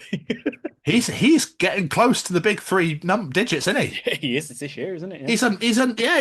He's not unkillable. That's the wrong word. What do I want to say? Immortal. Fucking hell. My brain then just went, not die, live forever. Someone's watching. Unkillable? I'll fucking show you. Get here, Attenborough. What would you do if that shot at him? It went ping, and this big massive aura around him, and just like, and it floated towards you. Oh fuck! We knew it. He is the second coming. He just touches you and you fucking die, and he just sucks in all your youth, and that's how it's lived forever. He's actually the rainforest. He's the world's most evil human being, but you don't realise. Humans are the problem. He's been telling us for years. We just didn't know. So he comes and starts wiping out all of humanity, but everyone loves it. It goes, oh, look at him. How lush is he? How lush is he? And then as his camera stopped rolling, starts blowing all his cameraman away. Oh, and then sucks in all their essence and then just starts floating. Floats back into the sky. I'll be back for another blue planet. Yeah. But yeah, so we can't say our arseholes. That was it. Yeah, exactly. Yeah. I'm like you say, I'm trying to think of an ever in a time in my life where I thought my life would be so much better right now if I could just see my own arsehole. But dogs love them. Dogs Not do their love own, them. but they sniff others. Yeah, that's their hello, isn't it? Well, Is it that hello? yeah, that's how they greet each other. That's their way of being like, yeah, you're friendly. You're right. Wow. Their noses are insane though. Yeah. But So, again, also you've had Felix for breakfast. That's cat food, you fucking weirdo. What have you been eating that for? Oh, my mum can't afford it. Can't afford me some, I don't know, I've forgotten every dog food imaginable. pedigree shop. Oh, pedigree, yeah. I was going to say chum chums. That's not a dog food. What am I thinking of? Baxter's, I think I was thinking of. I don't confuse Campbell's soup and Baxter's dog food. My brain was panicking like mad. I've had a long day, dude. All right, fucking leave me alone. It sounds like the Aldi off-brand or get the dog some chum chum. Yeah. M&S are complaining massively because it's called Chow Chows or something. I don't fucking yeah. There's that weird fucking advert now where dog food's kept in the fridge. It's like, haven't you always kept dog food in the fridge if you don't finish the can? I'm trying to think from back when I owned dogs. Yeah, I'm pretty certain we did. Yeah, if you didn't finish the can, yeah. And there's that advert now where it's like, oh, what's this? It's like, oh, it's my dog food. You keep dog food in your fridge, and then she leaves. You're like, what? Weird. Yeah, so fucking weird. I think it's an American advert. Okay. It's like fresh dog food in a bag now that you can get. It's probably like £15 million for the tiniest fucking bag. I know Kelly tries to buy food for Riggs, and it's just like millions of pounds, and the bag's like this big. And you're like, what the fuck? I swear animals eat better than humans with how much money we spend on it. That's where animals are really huge. That was, you get brummier and brummier every week. Soon I'll be the ultimate brummy. Yeah. Soon I'll have no fucking clue what you said. The whole show will be like, oh, that's you. And I'll be like, about Thursday at 6. Help me. Yeah, don't buy any Chow Chows or Chum Chums. Get some pedigree. Yeah. But don't you worry that maybe that the sort of like that sort of brand that's like supermarket based is probably not really that good for them? Not, let's be honest. Most dog food, I look at it and go, I'm really sorry. I have to feed you this. It just doesn't look right. It's only cat food. Yeah, but why isn't it's the same shit? Yeah, I know. I'm waiting for the day she turns around and be like, I'm really bored of this. I think cats definitely let you know. They go, mm-mm. Yeah, well, as it's fat and just eats everything. But... No. That wag I figured wags a paw. No. Filth. Whatever this filth. I shall knock shit off the table until you feed me properly. Pretty much. Oh dear Christ. Me. Wow, that treat went all over the place. It did went all over the place. But yeah, I can't imagine at any stage of my life at any point in time have I ever gone, wish I could see my own butt. No. I mean, I suppose it's possible if you stood over a mirror, but I'm not going to do it. Would it? You'd probably have to lean though, wouldn't you? You'd have to go over. Imagine. Like so, anyway, James. Anyway. Dick piercings. Looking at your own fucking asshole. What's going on? What else is Callum treating us? Do you reckon he's ever tried? Is treating us this week? Social media would actually be really helpful during a zombie apocalypse. But wouldn't phones just die eventually, and you'd have to find generators to charge them. So how would it help? That's a good point. I was more thinking of don't go here, there's a shitload of zombies. Oh, I can't imagine somebody being like what Dr. Tom said, I'm here live. You could. They probably would do that. Getting fucking chomped down on and eaten. But I can't imagine people being like, Oh, I don't know. Oh, better update my Facebook status because there's fucking shitloads of. I'm just going to check in. This place is safe. Zombies straight there. Go. I don't know. I always feel that there'd always be some little scumbag. You know that you'd be mates with people, but you'd always know there's one of them that's been bitten and won't tell you. Oh, 100%. Yeah. He's in denial, bless him, but yeah. God, I don't think I could ever sleep. I don't think I could sleep if there was like at all. No. I just wrap myself in barbed wire, but then again, they'd probably crush that barbed wire into me, so that's a bad idea. Have you got a zombie apocalypse plan? I was about to say, isn't there people out there that actually have zombie apocalypse plans? No, I don't, because it's not real. I would, well, but it's always good to be safe just in case. I would get generators and I would get all the treadmills I could. Smart. And wrap it all around the house or around wherever I am. And then when I know there's coming, generator straight on, treadmills will turn on. That would be fucking That would be hilarious. amazing. It would be hilarious to watch them. Come on, you little bitch. Oh, yes. Bye. Take care now. I'm amazed that's never been in like a zombie comedy film or something. Yeah, I'm actually, to be fair. But Copyright the Chronicles of Podcast. If you steal it, you got to give us money. all that, I would never go into a block of flats. No. You see that in some, I think Zombieland, they do that. They go to like a high-rise building. I'm like, you're never getting out. Exactly. Like, no, stay low to the ground, you fool.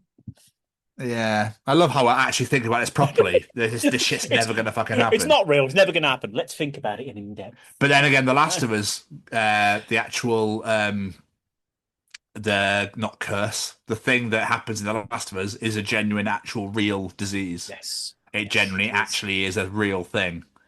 So maybe I think there's like tarantulas or spiders or something in Brazil that have got it. And it's a bit like, Ooh, no. I swear there's a movie as well. There's a movie that I watched with Glenn Close. It's really good. And Gemma. Fucking hell. Gemma Arterton. I forget what it's fucking called, but everyone's a zombie, but they've got human-like minds still, and they're trying to rehabilitate them and put them back into that school and stuff. But if you go near them, their zombie instincts kick in and they try and eat you. It's a really good film. That sounds really interesting. And the name of it's completely gone. If I find it, I'll put it up on the screen. There you go. Yeah, thank you. I can see the cover in my head. But yeah, there's obviously like real banished areas where it's just full of zombies. Sounds quite interesting. I think look into that. It's really good. It's all plant-based. It's a plant-based like virus. Okay. And if you hit the spores, all the fucking disease comes out and everyone gets like infected and stuff like that and that sort of thing. It's a really good film. That does sound really good, actually. It's really good. Oh, and Paddy Considine's in it, I think, as well. Okay. It's Paddy Considine, Glenn Close, and Gemma Arterton. I really, really enjoyed it. And I watched it fucking once. Really enjoyed that. Never went back to it. I tell you what, I know they're really good for the zombie film. There's Train to Busan, the Korean one. Heard of it, never watched it. Very good. You always think like, oh, it's another zombie film. Oh, it's another zombie film. But Train to Busan is done really well. I think the story's a bit more exciting. Okay. Yeah. And there's moments of like, oh my fucking God, hurry the shit up. There's loads of moments like that where I'm just like, your heart's going because you're like, fucking hurry up. Fucking hurry up. Yeah.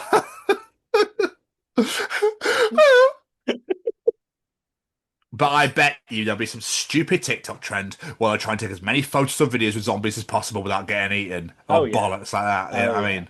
Let's do the zombie dance, everybody. Hey, oh, God. You know it's happening. Yeah. 100%. So many of the younger generation just wiped out so quickly. They're fucked.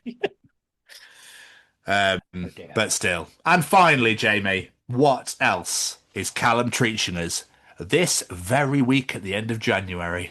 The world would be a much more chaotic place if we couldn't predict the weather. But they can't fucking predict it anyway. It's always wrong. They get it wrong most of the time anyway. Yeah. What happened to this massive snowstorm we're supposed to have? I mean, we got it, but no one else did.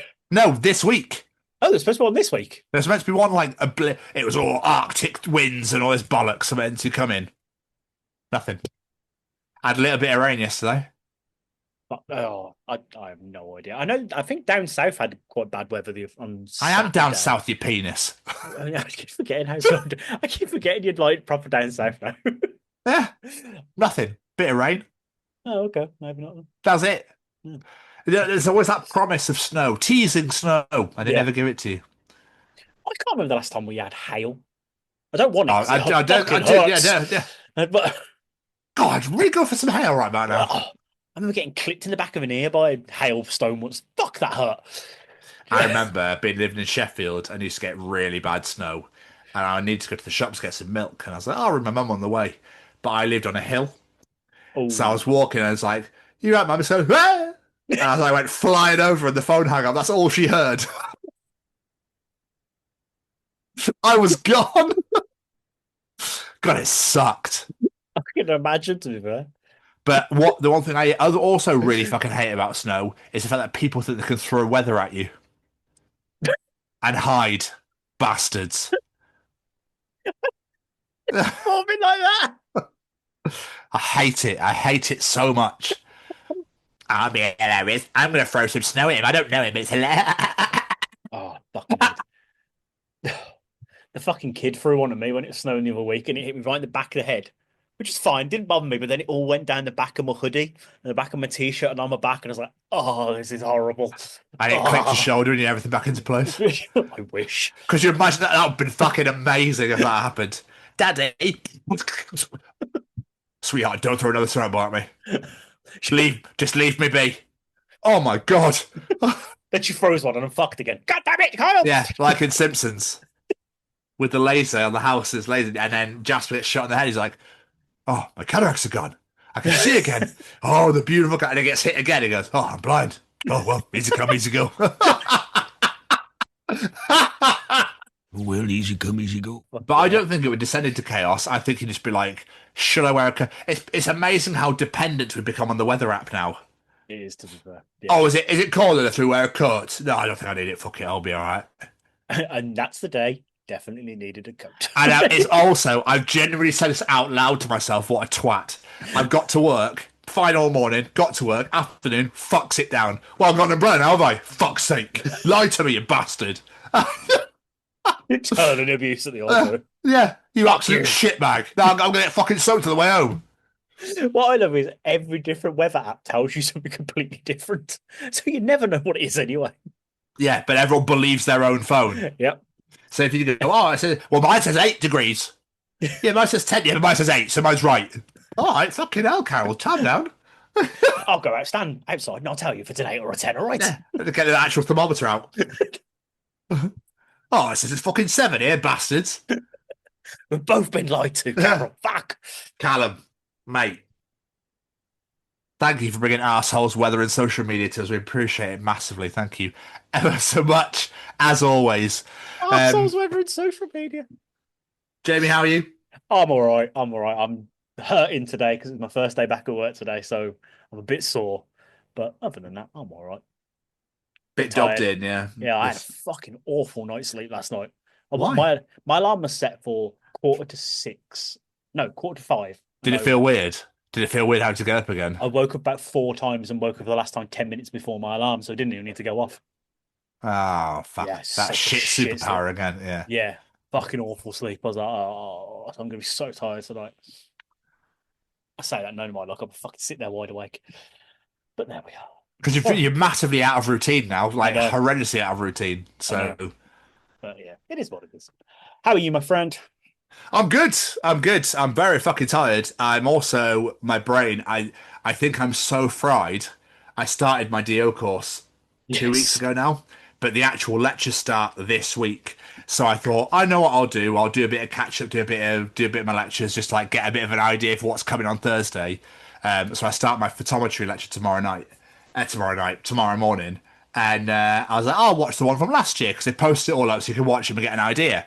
So I started writing loads of notes. And they were like, cool, let's have a look at a light source hitting a table and talk about the illuminance and, the directions of the light hitting it, etc. And calculate how much light is actually, coming at, and it's all in Pythagoras theorem and trigonometry and that sort of thing. And I was like, oh, this is quite straightforward. The exams are closed books. So I have to remember the fucking formulas, which I'm not excited about. And then it was like, let's do multiple light sources. And then when that came up, I fucking had a meltdown.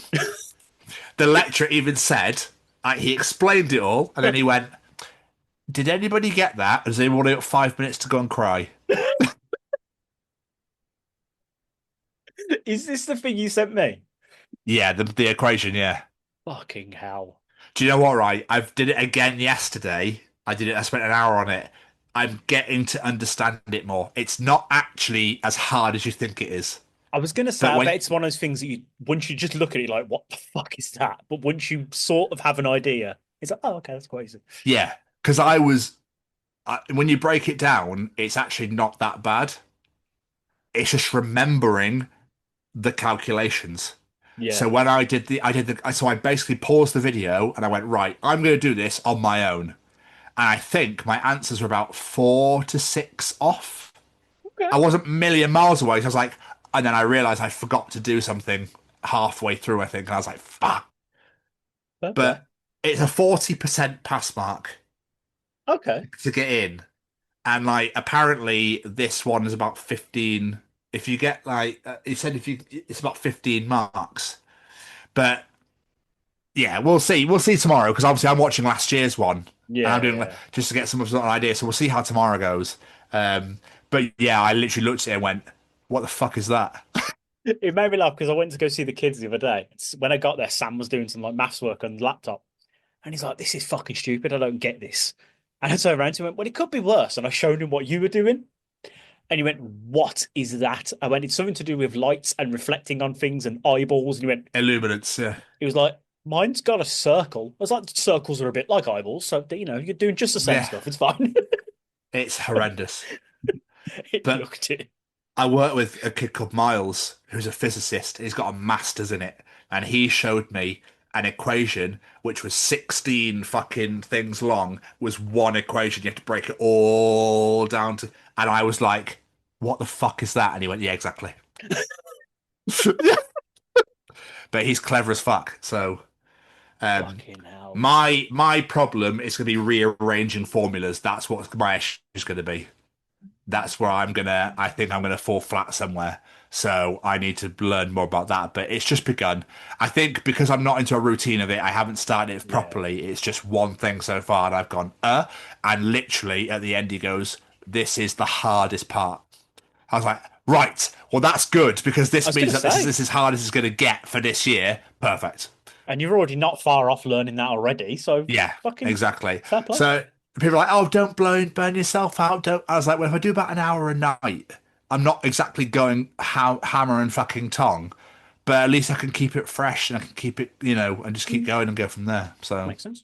Yeah, exactly, man. Exactly. What's been going on? Not a fat lot, to be honest. Before I get onto that, I just realised I had a couple of things to bring up to the table. Oh, okay, sorry. No, they're both food related because I like food. So, first off, you know how we both love a KFC? Oh, dude, we do. Unbelievable. I stumbled upon this thing. It was a little article. I found it on Instagram, and it was these are the craziest KFC items from around the world. Some of these I need in my face. So in the Philippines, you can get what's called the double down dog, and it's a full hot dog stuffed between 2 crispy chicken fillets. Oh, fucking yes. Right. Jamie, just go and buy hot dogs and then buy KFC. I mean, you probably could do that, couldn't you? But still, it's not the same. Australia does chachos, which is nachos, but with popcorn chicken and gravy on top. Yeah, amazing. Sounds great. KFC oh my God, how do you even say this? The KF Chitza? You can get from the Philippines, cheese sauce, toppings, all sitting on chicken instead of dough. Yeah, nice. Oh, these are so good. This one I'm not a fan of, but you might like it because you like seafood. In Thailand, you can get a shrimp donut, seafood shaped like a donut. It's basically just like an onion ring, but shrimp. Oh, yeah, that'd be delish. Yeah, that's actually better than onion ring, I think. And we've got 2 desserts as well. In South Africa, you can get deep fried cookie dough balls. Right in my face, please. That sounds insane. I don't want to go to South Africa, though. Yeah, that's a fair point. Yeah. And in Spain, churros, because why not? Spain. Yeah, go with churros. Classic. Churros. Classic. Churros. Yep.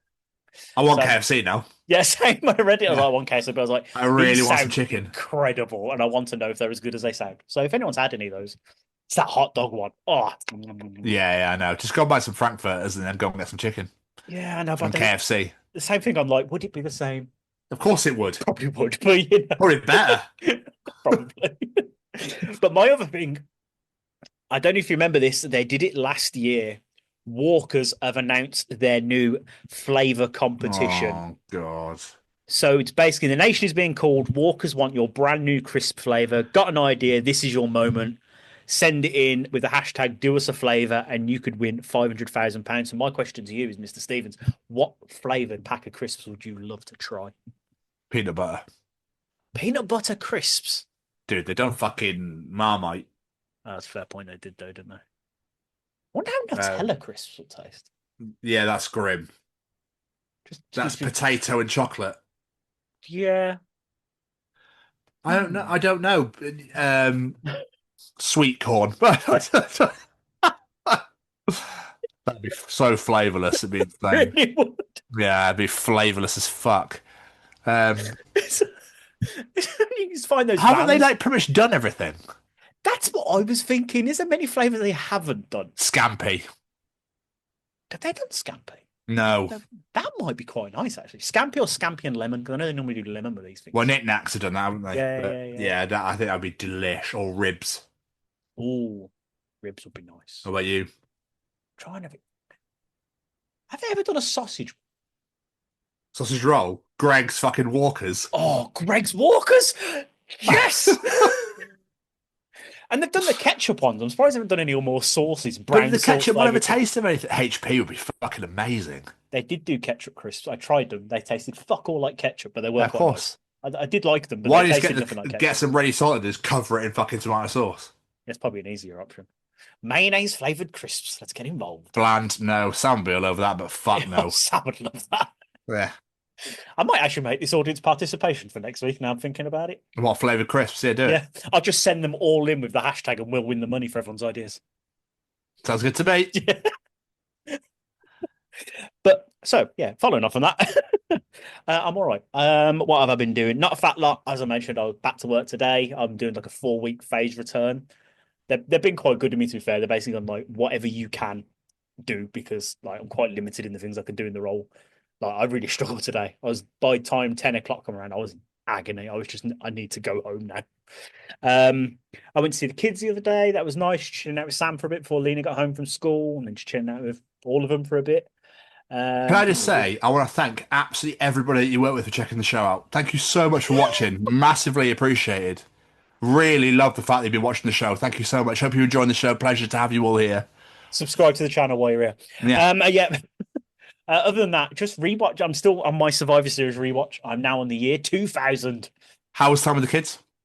Time with the kids was great. Just we didn't really do a lot because shit weather and just not being at school and stuff like that. So we just hung out and watched a bit of TV. They played some games.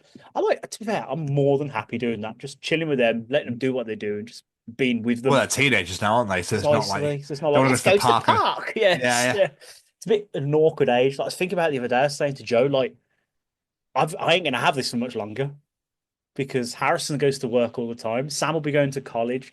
Lena might be going to a college where they stay during the week because she wants to go to Hartbury. Nice. So obviously they live there during the week. There's an option to do it, which would be easy for her to travel. So it's like soon, unless I only work Monday to Friday, I don't know when the fuck I'll see them. Don't like it. But yeah. Survivor Series 2000. Yeah, Survivor Series 2000. It's triple main event. It's The Rock versus Rikishi, Triple H versus Austin, because it's the whole who ran over Steve Austin from the year before stuff. Yeah. And then it's Taker versus Kurt Angle for the title. Yes. When his brother came out and pretended to be him. Yes. Oh, I haven't got to it yet, but yes, it's that. Oh, sorry. That's all right. Sorry for spoiling that for 26 years ago. Yeah, I remember it. The most awkward part, though, is one of the opening matches, the main Survivor Series match. It's the Radicals. And all they're doing on commentary is bigging up Chris Benoit, how he's like the greatest thing and all. I'm like, oh, this is awkward to watch in retrospect. It really is. He was the great. I loved that guy. He was one of. I was obsessed. I got to see him live in 2004, which I was so. I saw him in 2006. I saw him literally, I think, 2 months before it happened. Shit. He tagged with Kane. And Interesting. he tagged with Kane against Edge against Juice and Domino. What a fucking random match that was. I saw him at a house show in Cardiff. Kane, Chris Benoit versus Deuce and Domino. I think it was something like that. I'm trying to remember. Deuce and Domino were there. The main event was Mr. Kennedy, The Undertaker, Mark Henry, and Batista. That was sick. Again, That was random, but I love so it. fucking. That was so good. When Mr. Kennedy called all the Welsh people sheep shaggers, fucking phenomenal. Yeah, so good. But no, it's what's weird is like all the 80s ones felt like the 80s. The 90s ones felt, but now I'm in that period where from 98 to 99 and 2000, it feels so different each year. Like so much has changed. So it's really quite interesting watching that. But next year is one of my favorite Survivor Series of all time. Because it's against WCW. It's the invasion angle one, yeah. Yeah. Oh, I love that Survivor Series. I love that Survivor Series. That's the one with the WrestleMania was also phenomenal that year as well. Yeah. WrestleMania 17, yeah. Yeah. Oh, with 2001. my way, the best time. I actually, funnily enough, went back on Netflix last night to go because I got to Raw 99. I think it was like for the Survivor Series run after No Mercy, but they're not on there at the moment. Oh. I'm waiting. There's like hardly any Raws on there from like back in the day. Oh. So I'm waiting. I'll wait for them to put them all on. I suppose there is a shitload to put on there. They're probably doing it in parts, to be fair. Yeah. So I was like, that's fine. I can wait. So but I love going back and watching it all properly, like properly. Yeah. I would quite like to do that at some point. I might try and find like the first episode of Raw and stuff like that and try and watch some of those. So I went to the first episode 93 and I got about 4 in and went, this is too much. So I skipped all the way to the start of 1998. Oh, okay. And I went 98, so I watched all the Raws, all the pay-per-views, got through all of 99 up to the November, and then a network was gone. So I was like, shit. So now, so it's having to wait for that. But yeah, I was a big fan of Chris Benoit. Yeah. Obviously, up until what happened, but I fucking loved him. Yeah, like if I watch the Rumble for 2001, that Chris Jericho ladder match is one of my favorite matches of all time, and it's just like, oh no. But I'm gutted. I never got to see Eddie Guerrero live. No. That's the one that I'm like, fuck's sake. Like Linkin Park, I've never seen them. I never got to see Chester. It's like, fuck's sake. So always take those moments when you get them. Absolutely. Because you just never know what's going to happen. Nope. Anyway, sorry, you were saying. But yeah, that was pretty much me. I've not really done anything since we last recorded. So how about you? What you been up to? I've been Rihannaing, obviously, and I've been doing a lot of my work, a lot of my DO work, because I wanna fucking nail this, because this is my future, this is the rest of my life. Yep. So it feels weird studying again and knowing that from September I have to go back to writing fucking essays and shit like that, and Harvard referencing and yeah, I'm not looking forward to that. But I'm excited. I feel weirdly excited about it. I don't know why. Like getting more educated and studying more and qualifying more and that sort of thing. It's weird, but it's a great feeling. I'd love to do it. So I've been doing that. We obviously recorded last week. We've sadly had no interviews in the last 3 weeks. It's nothing's come to fruition, but come see, come size, easy come, easy go, as they say. Yeah. I obviously had the NFL.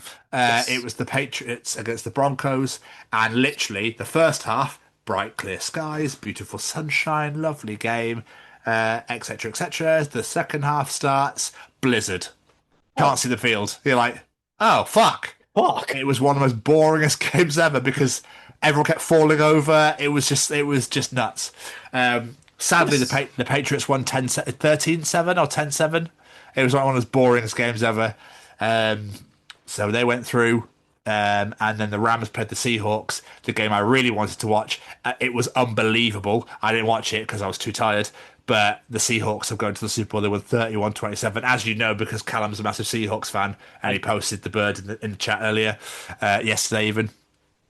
So it's the Patriots versus the Seahawks in the Super Bowl, just like Super Bowl 49, when they went to throw the ball instead of running it and lost the game to the Patriots. So this year, hopefully they won't do that. But obviously the Nazi that runs the country over in America has said that he's putting ICE deployments all throughout the Super Bowl next weekend. Seriously? So we will see how that goes down, won't we? That should be interesting, shouldn't it? Yes, it is. Twat. The less said about that, the better at the moment. I just can't wait for Green Day, and I can't wait for Bad Bunny. I'm really looking forward to it. Did I read somewhere Bad Bunny said he's going to come out and play in like a pride dress? I think he's gonna really do some funny shit. Yeah, I think I heard somewhere he's wearing a pride dress or something. Legend. I can't wait. Era. I know. I cannot wait for this. Not just for the game, but for that as well. And for Green Day. And Green Day. Green Day, you know they're going to fucking do something bad. Yeah, but Teddy Swims has been announced now as well for the tailgate party. So Teddy Swims is playing now as well. Tailgate party? Yeah, they have to have the parties and stuff before the game starts and everything. Okay. Yeah, that's pretty cool. So yeah, man. What else have I been doing? Because I've been studying a lot, I've hardly actually done anything else. Me and Kelly spent the day together on Sunday. We went out for coffee in town. Not really a whole ass of a lot really going on, to be fair, my friend. Nothing wrong with a quiet week. Yeah. So, hit me with some single of the week, Jamie. Oh, go on then. My single of the week this week is the incredible returning Dead Pony with their brand new single, Eat My Dust.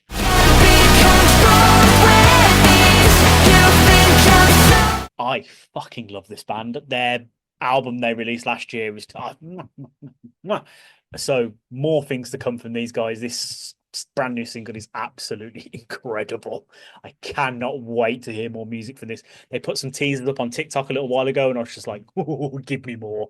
And yeah, absolutely incredible. Fair play to Anna and the guys, because yeah, I'll say it again for the 400th time. It's incredible. Nice. Good. I'm pleased you enjoyed. My single of the week this week, I discovered through Instagram Reels, and thanks to this person, this is how I discovered Echo. So my single of the week this week is by Low Spirit, and it's EXO to the Grave, and it's about his kid.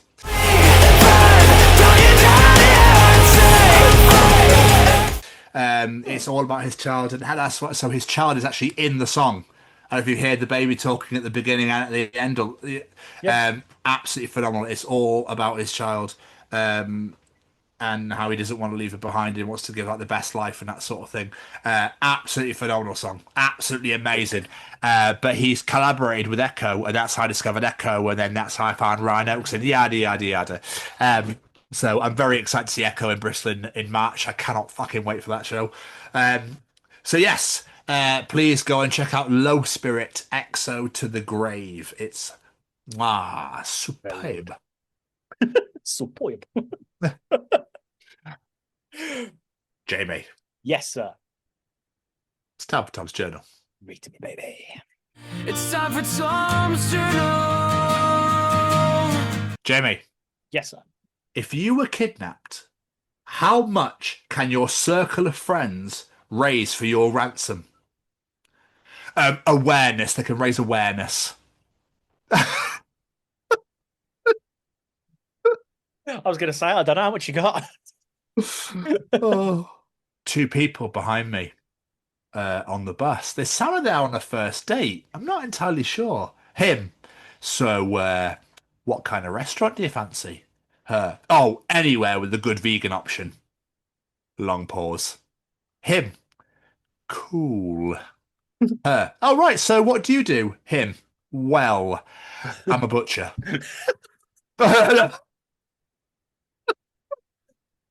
You think these might be conversations you'd have before arranging a date, but there we are. Yeah. You would have thought so. Yeah, you would have thought so. Someone today asked me if I wanted to read Smash Mouth's All-Star, translated to Aramaic, and then back into English. The answer to that question is always yes. Are you ready for this? Bring it on. Behold, currently, you're entirely a star child. Begin your power. Go, laugh. Behold, currently, you're a master of the music. Begin your singing. Acquire your wages. All that sparkles is gold. Comets alone shatter the frame. That made it sound so much more elegant. I love it. I know. So much better, wasn't it? I like that. Work husband. Work wife. What about my work jester? My funny little friend coming to the office to tell me a silly little story and make me smile. A jolly little creature who will enrich me in our lunch break. That's a great idea. I think a lot of workplaces do have those. I've just never heard someone referred as a work jester before. Yeah, which is fucking brilliant. I thought this would be a good participation challenge. Okay. Normalize naming your child after a 10 out of 10 album.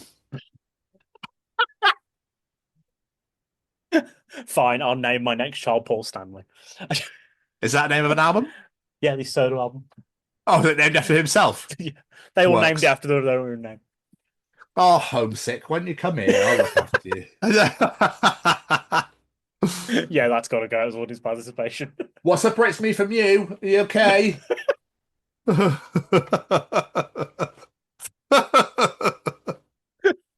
Appetite for destruction. How about you have an appetite for your dinner, yeah? I've told you, AFD.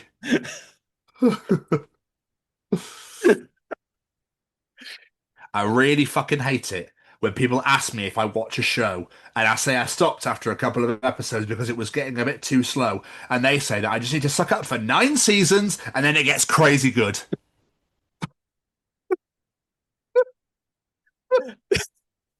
I mean, not to that extreme, but there's so many times that I've heard that before. It's like, oh, if you just get past the first season, it's good. Why can't it be good from the start? Like, you want to Well, yeah, exactly. Be good from the start. If you get through about 4 years of it, you'd be grand. Yeah. But you got to watch all that to understand what it means when it gets good. Yeah. Tour guide. The Grand Canyon is at least 5 million years old and reaches depths of over 6,000 feet, formed by erosion. Rafiki from The Lion King standing right at the edge. You ever dangle some babies off this bad boy?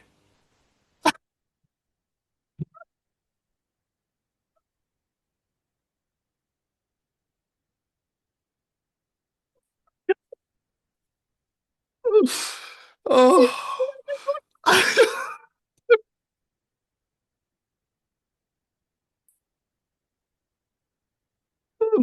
Oh, Jesus, that might be one of my favourites.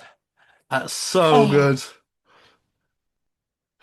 Jamie, I thought the barista was going to ask me if I wanted a straw, but unfortunately instead she said, "Have a lovely day," to which I replied, "No thank you," and drove away.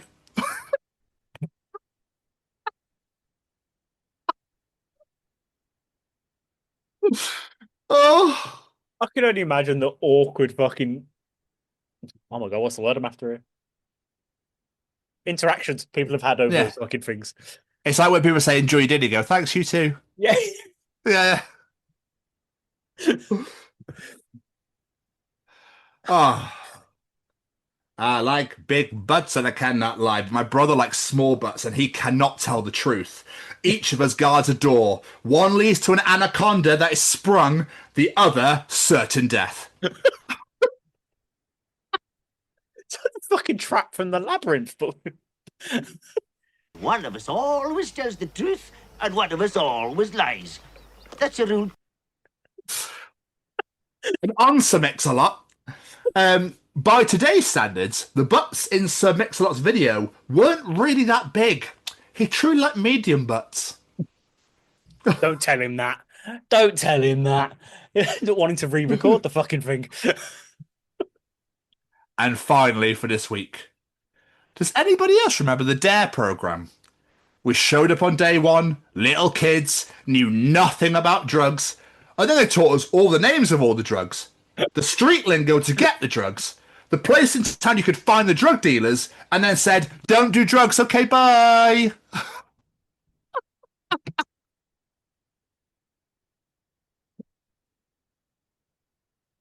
That's one of them situations I've always thought maybe less information might be better. I remember doing a drugs thing in year 6, right? You could tell that I was never, ever going to be a druggie, a dealer in any way, shape, or form. I had to pretend to act, we had to act it out, and we all had to do different acting out scenarios for trying to sell drugs to people. Oh my God. Right? I got bollocked for this. Oh. I had to be the drug dealer. I walked into him and went, "Excuse me." And he went, "A drug dealer wouldn't say excuse me." I was like, "How the fuck do you know?" He might be a drug dealer with manners. How do you know? Exactly, yeah, exactly.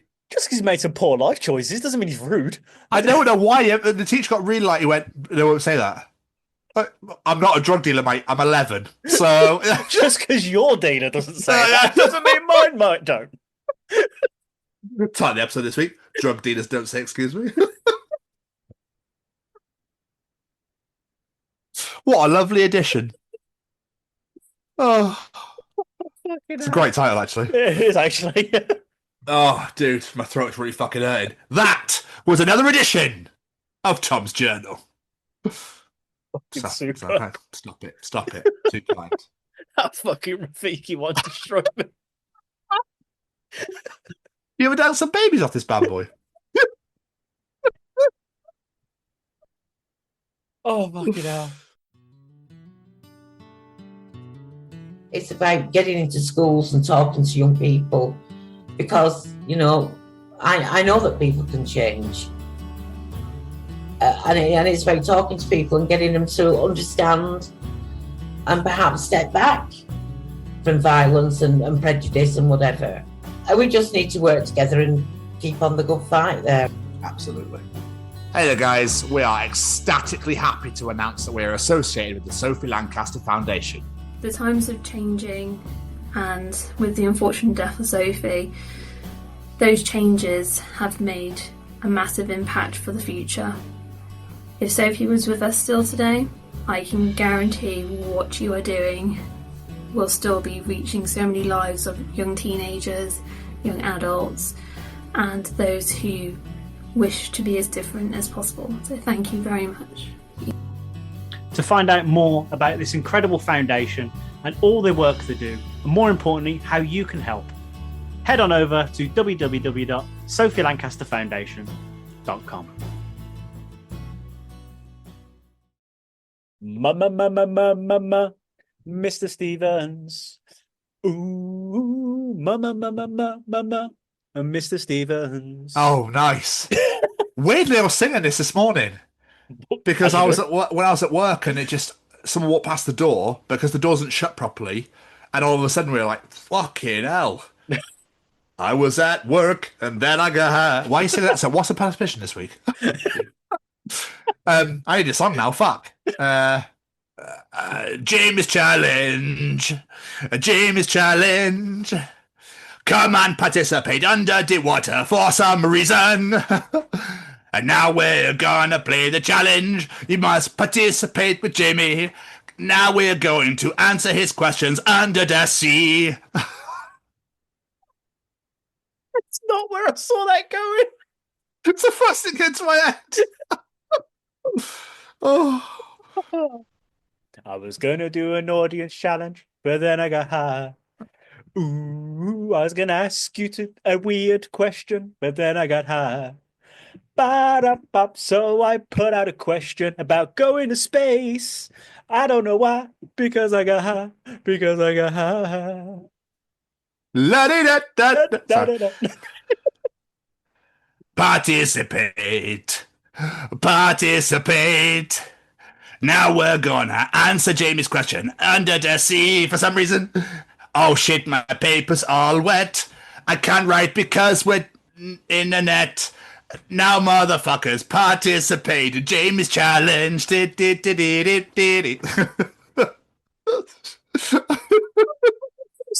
we're in a net. I didn't think it rhymed and I panicked. Jamie's audience participation time. Oh! On last week's edition, we discussed the idea of going to space. So now we point the question at you. This week, we're asking simply, if you had the opportunity to go to space, would you go? Yes or no? Tell us the reason. No. I was going to say, we discussed this last week, didn't we? Absolutely not. I have no interest. I don't like the idea of not being able to get back down. Is another thing as well. You're a bit like, and then there's, otherwise you just, the idea of floating in nothingness scares the fuck out of me. So, no.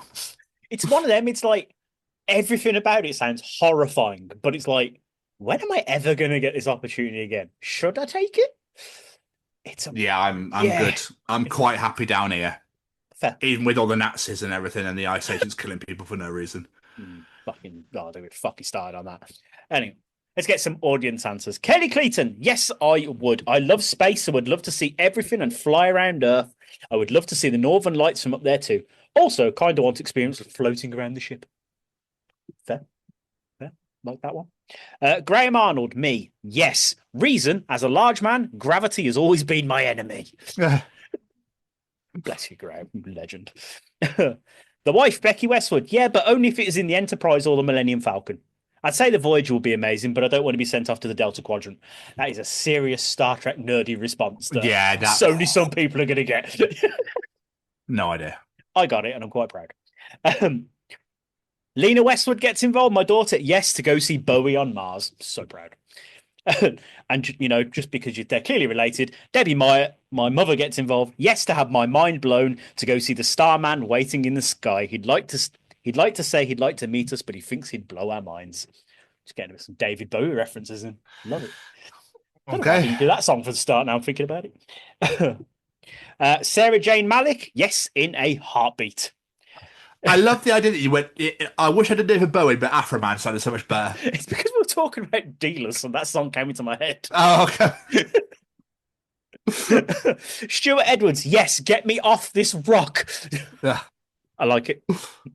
Joe Smith, nah, no Wi-Fi up there. Yeah, fair. Fuck's sake. Kelly Cleaton again, yes, and Tom's coming with her. So No, I'm not. you're going to space, mate. I'm absolutely not going. Toby Larone, fucking great name, on YouTube. I'd visit Uranus. I should have known that was coming, really, shouldn't I? But who's he going for? That's a good point. There's two of us.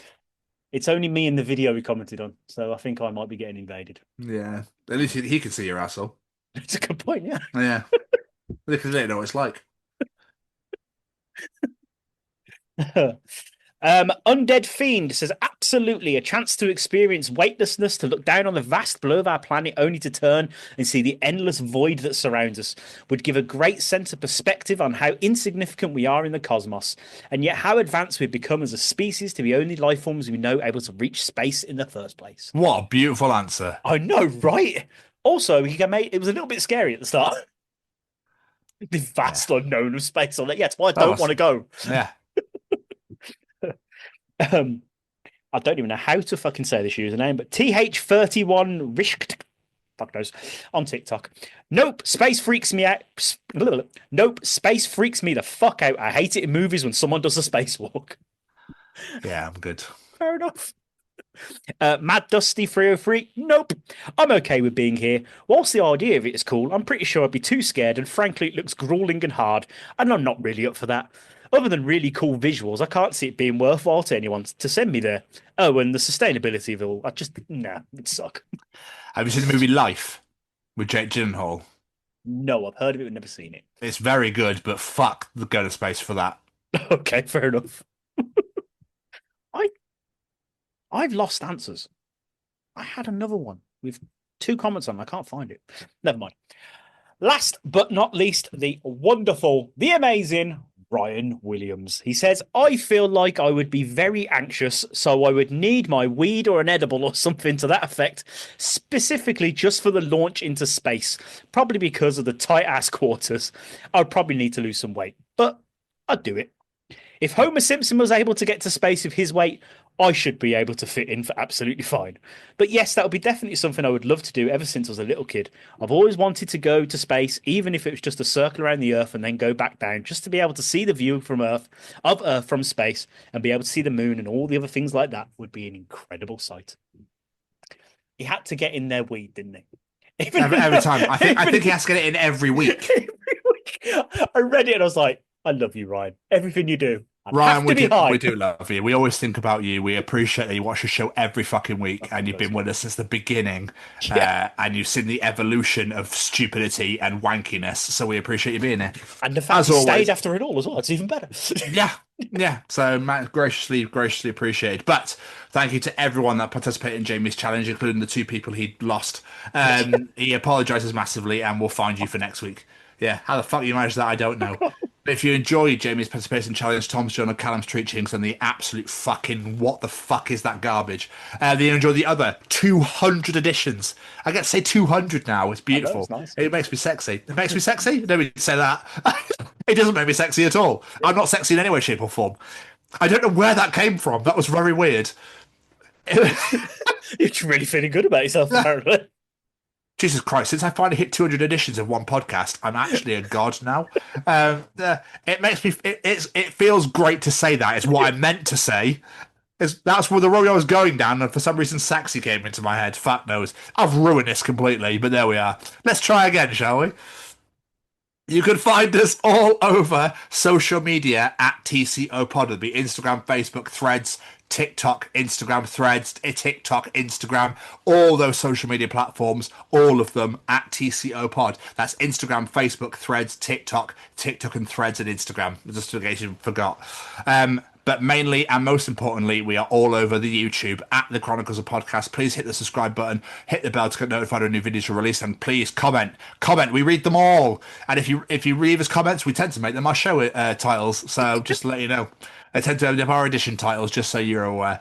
That's all social media at TCO Pod, and on the YouTube at the Chronicles of Podcast. My fucking throat hurts. I think I'm LMFAO for some reason. I'm sexy, yeah, and I know it. And Jamie's got some shit to say. Yes, I do. Before we get out of here, I want to say a massive thank you to a couple of our friends. I want you to go check out all the wonderful, wonderful projects of Mr. Braden Barry, whether it be his Amber Forest podcast, his incredible merch store, Anxious Ghost, his upcoming incredible horror anthology Firelight movie, or all his beautiful, beautiful music under Say We Can Fly. Go fly the flag for Mr. Braden Barry, because he is a ridiculously talented human being. There we go. I won't say human individual.